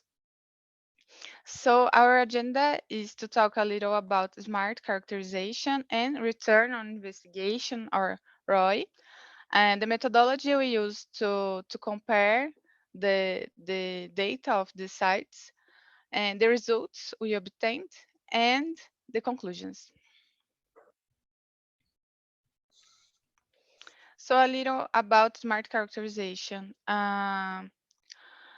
This is the way we in Arcades lead our high resolution site characterization. So we look for low precision but high accuracy in order to focus on the problem and have a good efficiency of these kind of activities. Here we have a QR code if you want to know more about it. It's a video from Arcades about smart characterization. So we know that the environmental is never homogeneous, so it's important to use tools in order to understand this and the presence of the contaminants. And with this, we use the concept of return on investigation. So you may spend a little more in the site characterization stage activities, but you have a return on investigation. So when you will remediate the site, if necessary, and applicate your measures, we will have a remediation cost smaller than considering the traditional investigation approach. And here we have a QR code too for an article of Sutterson from Arcades, if you want to know more. And of course, we have to consider the applicable legal standards of every country and every state. So the guidelines and assumption of competent environment agencies. So enjoying these three things, we can apply this smart characterization to have the remediation strategy and to have this cost efficiency method and develop a more robust and reliable conceptual model. This is very important to act in the site after the investigation, to focus on the problem characterization and not resolution. And resolution, sorry, not monitoring. We understand the importance of the monitoring wells as a tool for monitoring, but for characterization and resolution, we understand we can apply other tools to be more efficiency. So about our methodology, we have three sites, site A, B, and C. And to compare the sites, we took a survey of the time taken until the investigation efforts were complete. So since they started of the investigation activities, and about the investment required to investigate the sites. So sites A, B, and C. Site A was applied the investigation strategy of traditional investigation strategy, and sites B and C was applied the smart characterization, as I mentioned.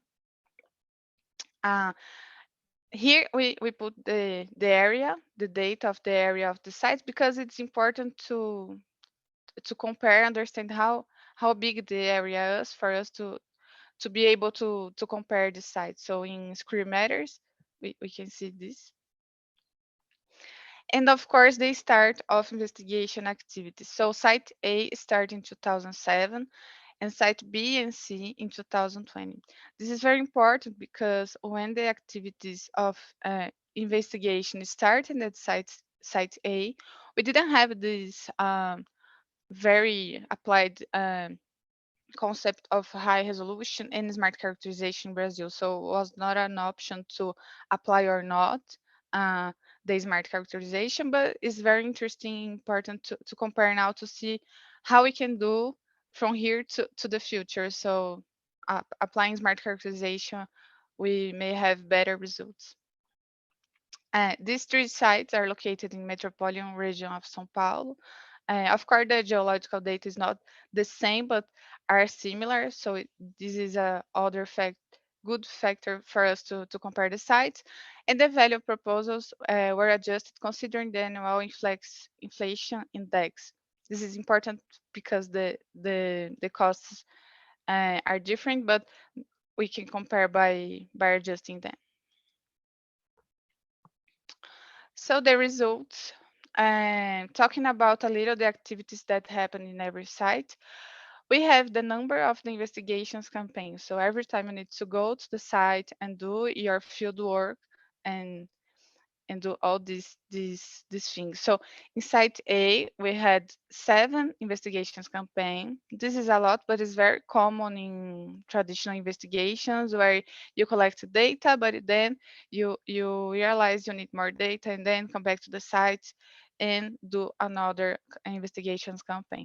In site B and C, we could plan all the investigation campaign and do just one to gather all the data we needed. And we used passive soil gas samples in site B and C. In site A was not used.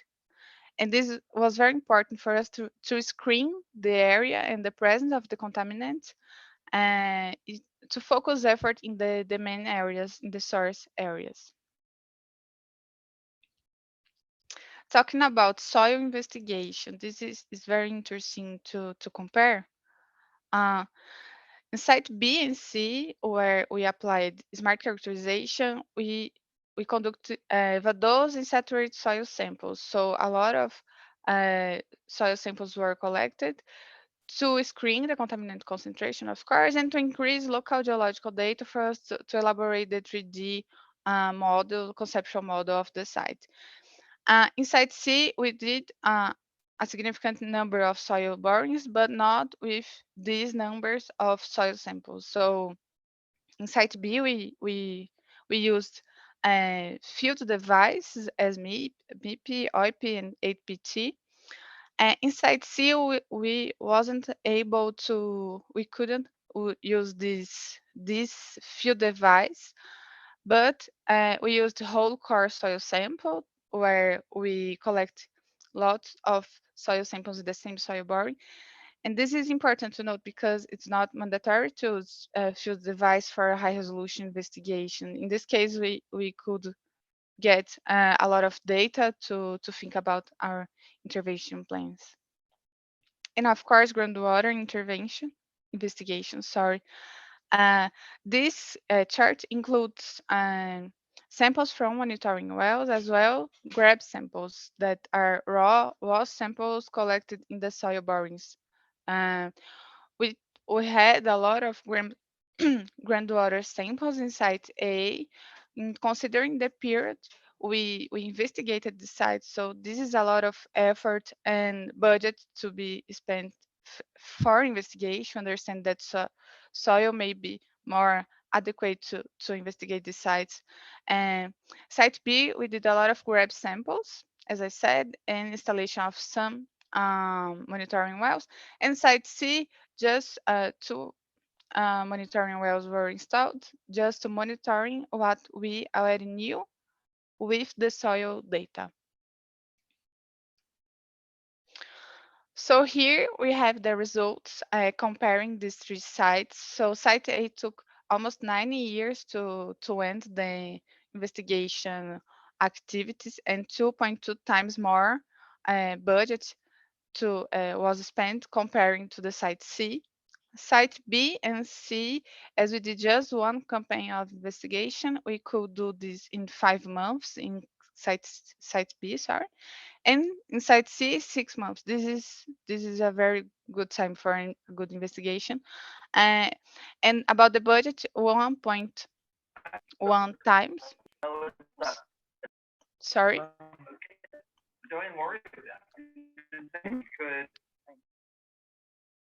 Sorry, Matt, do you want to ask a question? Sorry, Larissa, I would keep going. I don't think so. Okay, Yeah. okay. If you have any questions, we can talk about this later.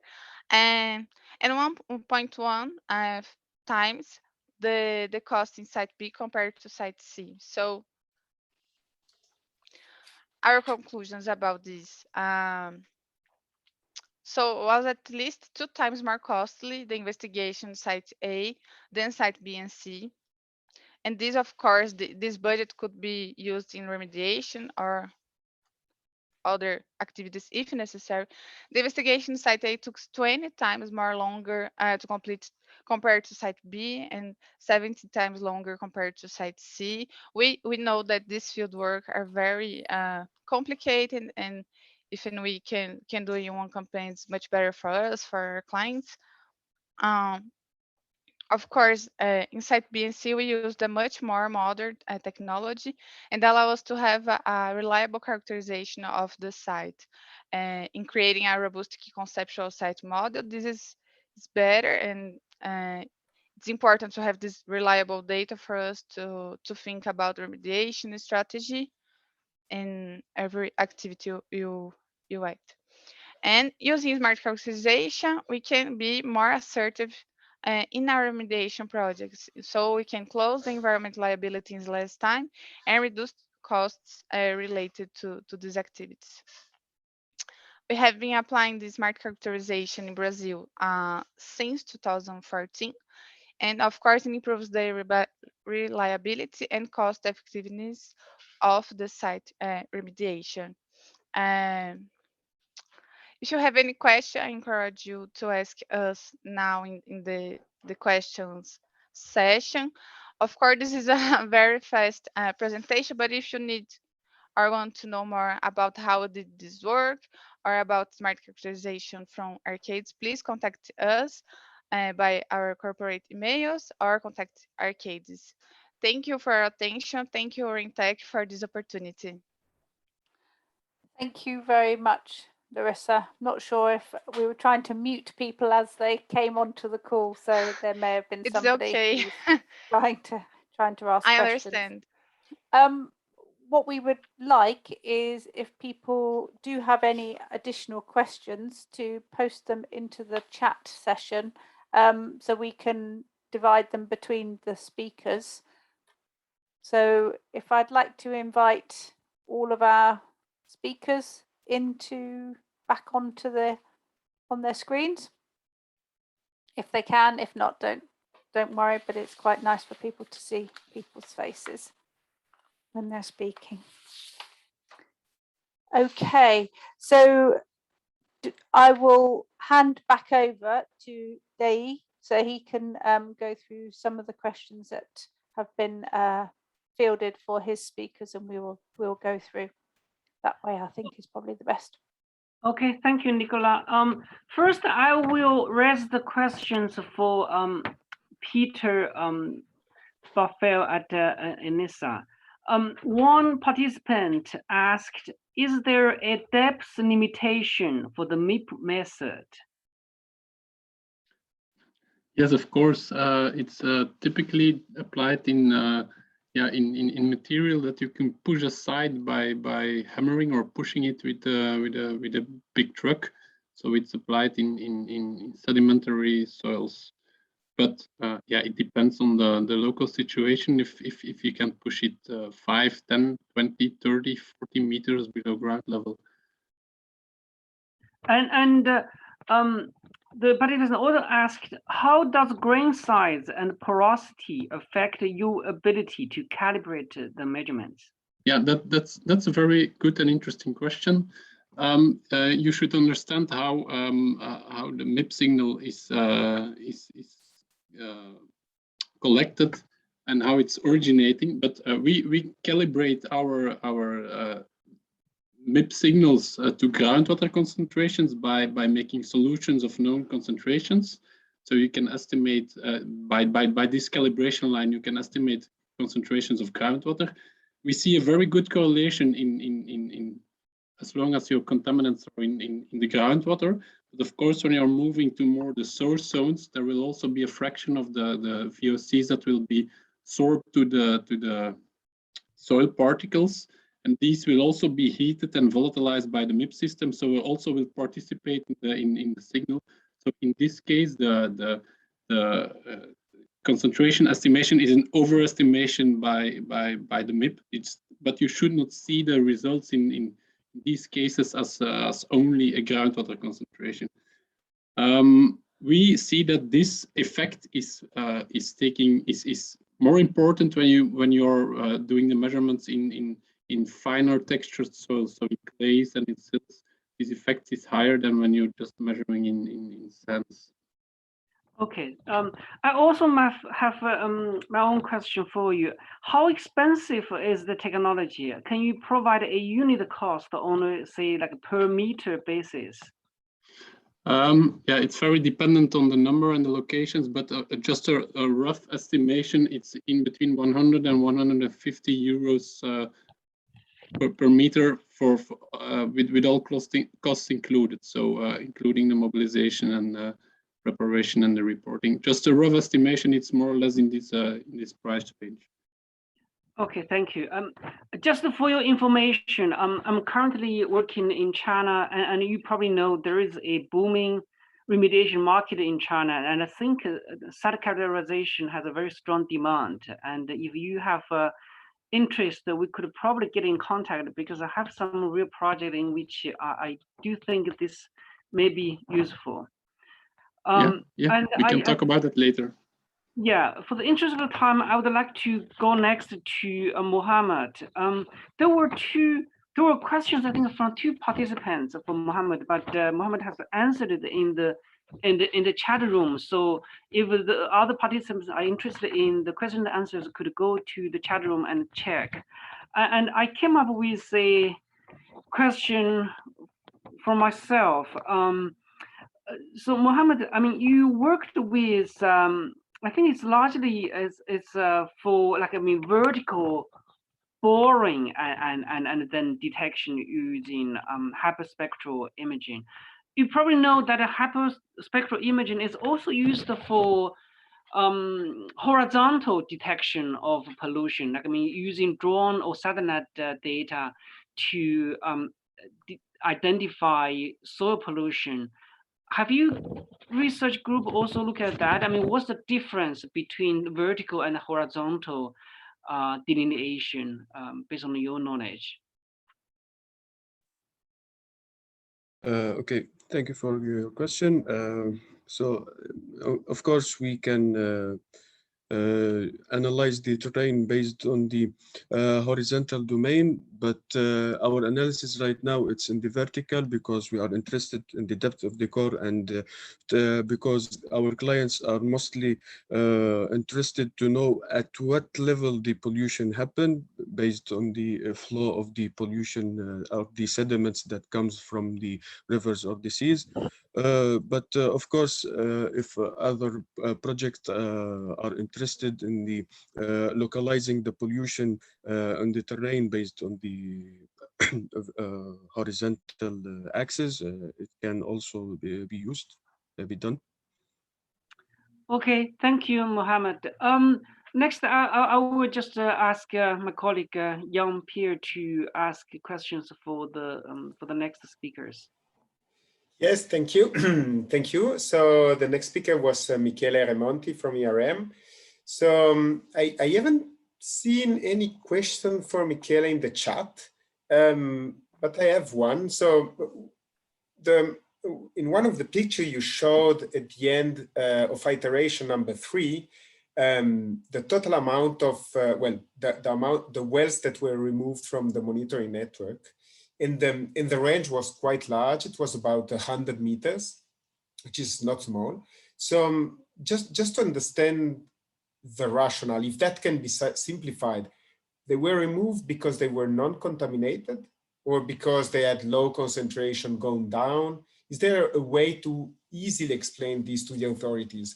And at the end, what was the reaction of the authorities when you came up proposing such a strong reduction in monitoring well network? Yes, thank you for the question. In fact, I forgot to mention the reaction of the authorities that was in the last slide, but I simply forgot to mention.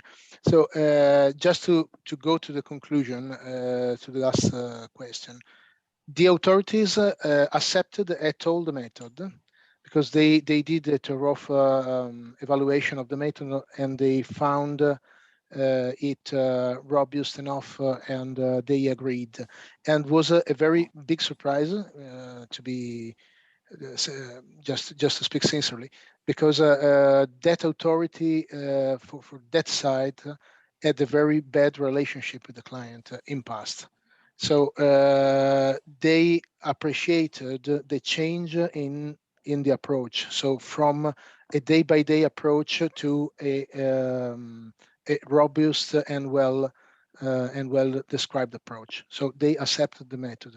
So the reaction was not so surprised, because at that site, at least everybody knows that there was too much points. Okay, site is very large, very contaminated, but some points. May I share the screen again? Maybe some points were relatively close one to each other.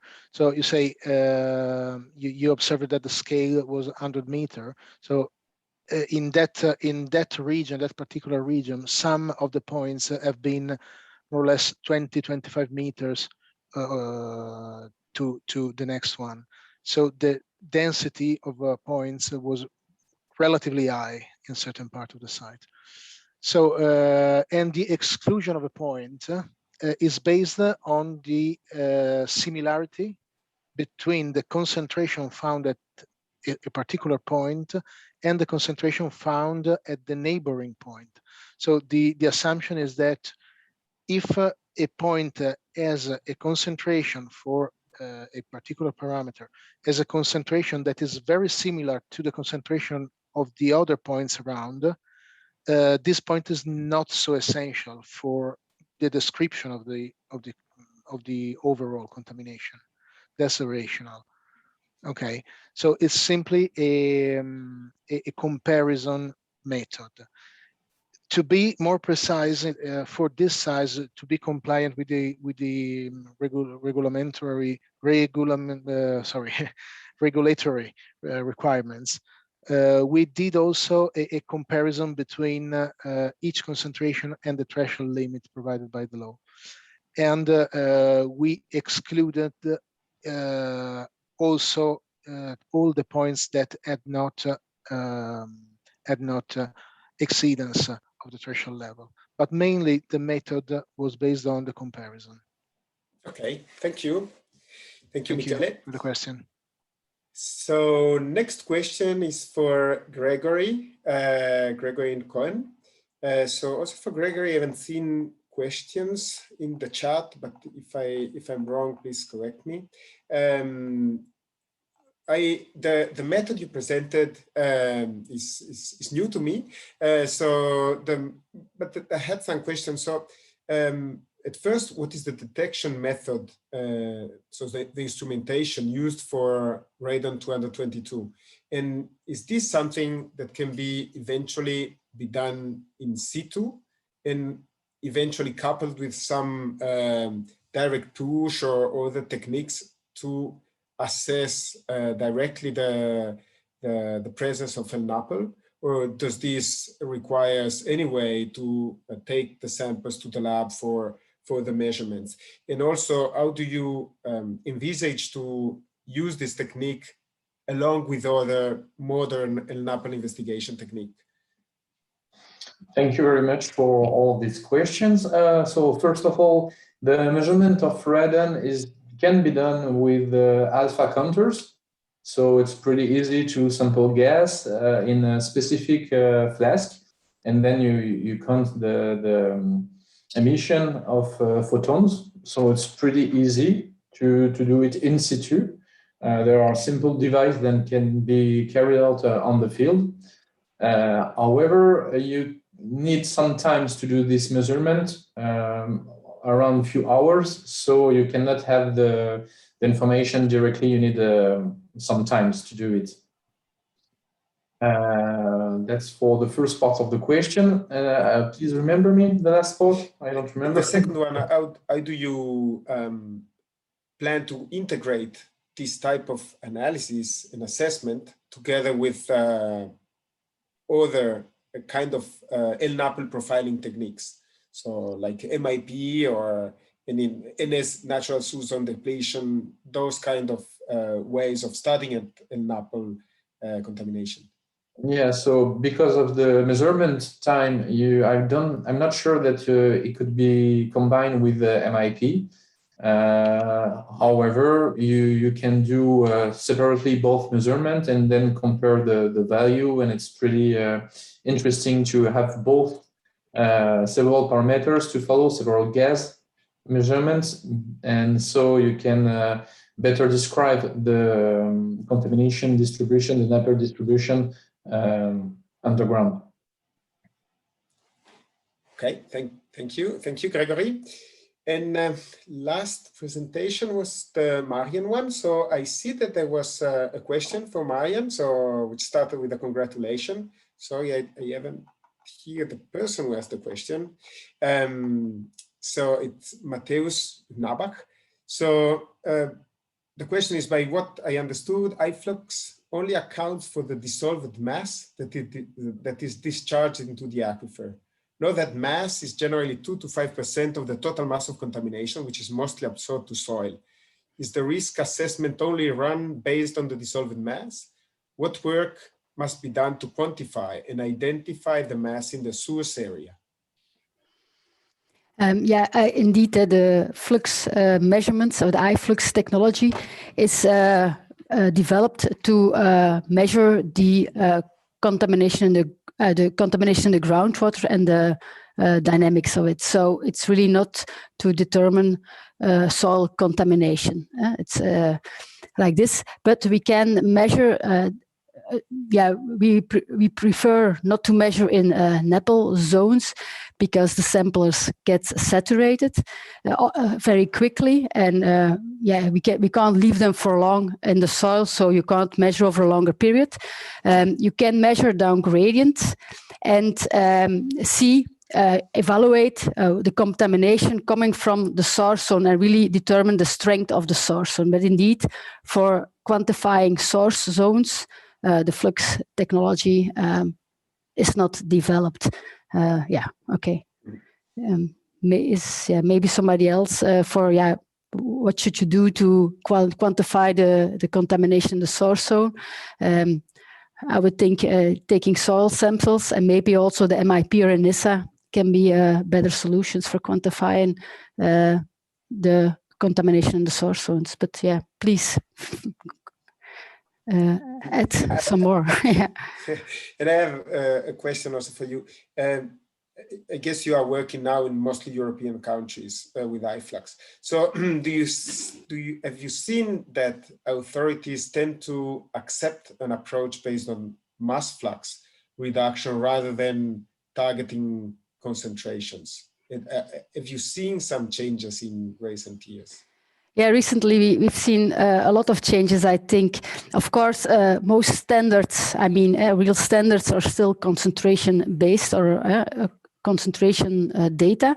But we see in many countries, for example, Swiss, Austria, where flux is already added in the legislation, but also France and in Belgium, Brussels, they wrote kind of guidelines or to promote the use of flux and iFlux measurements in the field. Also outside Europe, Australia has a legislation that is where mass flux and mass discharge is integrated. So there is really a change, and I also think that it's really needed because if you have to evaluate the spreading and behavioral contamination based on concentration, there is a big lack, and you don't have enough information to conclude the spreading risk of the contamination. Yeah. Thank you. So I will pass now the word to Nicola for the last round of questions. Thank you. In the interest of time, Aureline, sorry, pronouncing your name incorrectly. There was a question that I see that you you answered for us, which is great.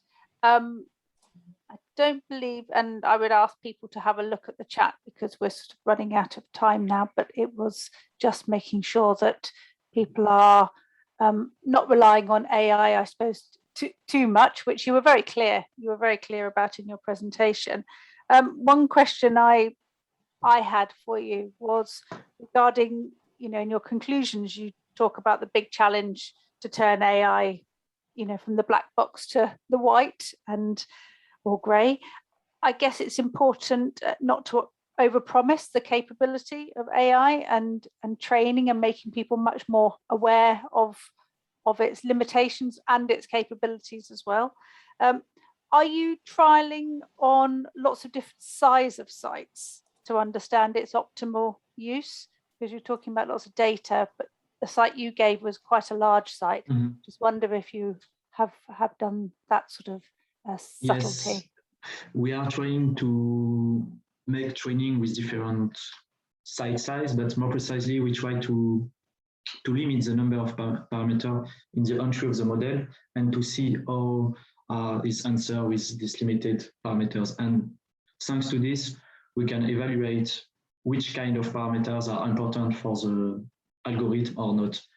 And this is a big work and as you say, to convince people to use it, we have to be more clear on how it works, what it can do, and what are its limits, because there are certainly limits. But yes, and at the beginning of the project, we were thinking that the big challenge is to have enough data to train the model. But now we are thinking that the big challenge is to try to understand how the algorithm works. And so we are changing our objective for now, and our big objective now is to try to understand as best as possible to understand how it works, and so to turn to black box to gray box. Yeah, fascinating. I mean, it's certainly the way that everything is moving in lots of different sectors. So I think it's certainly something to keep an eye on. I just wanted to move to Larissa.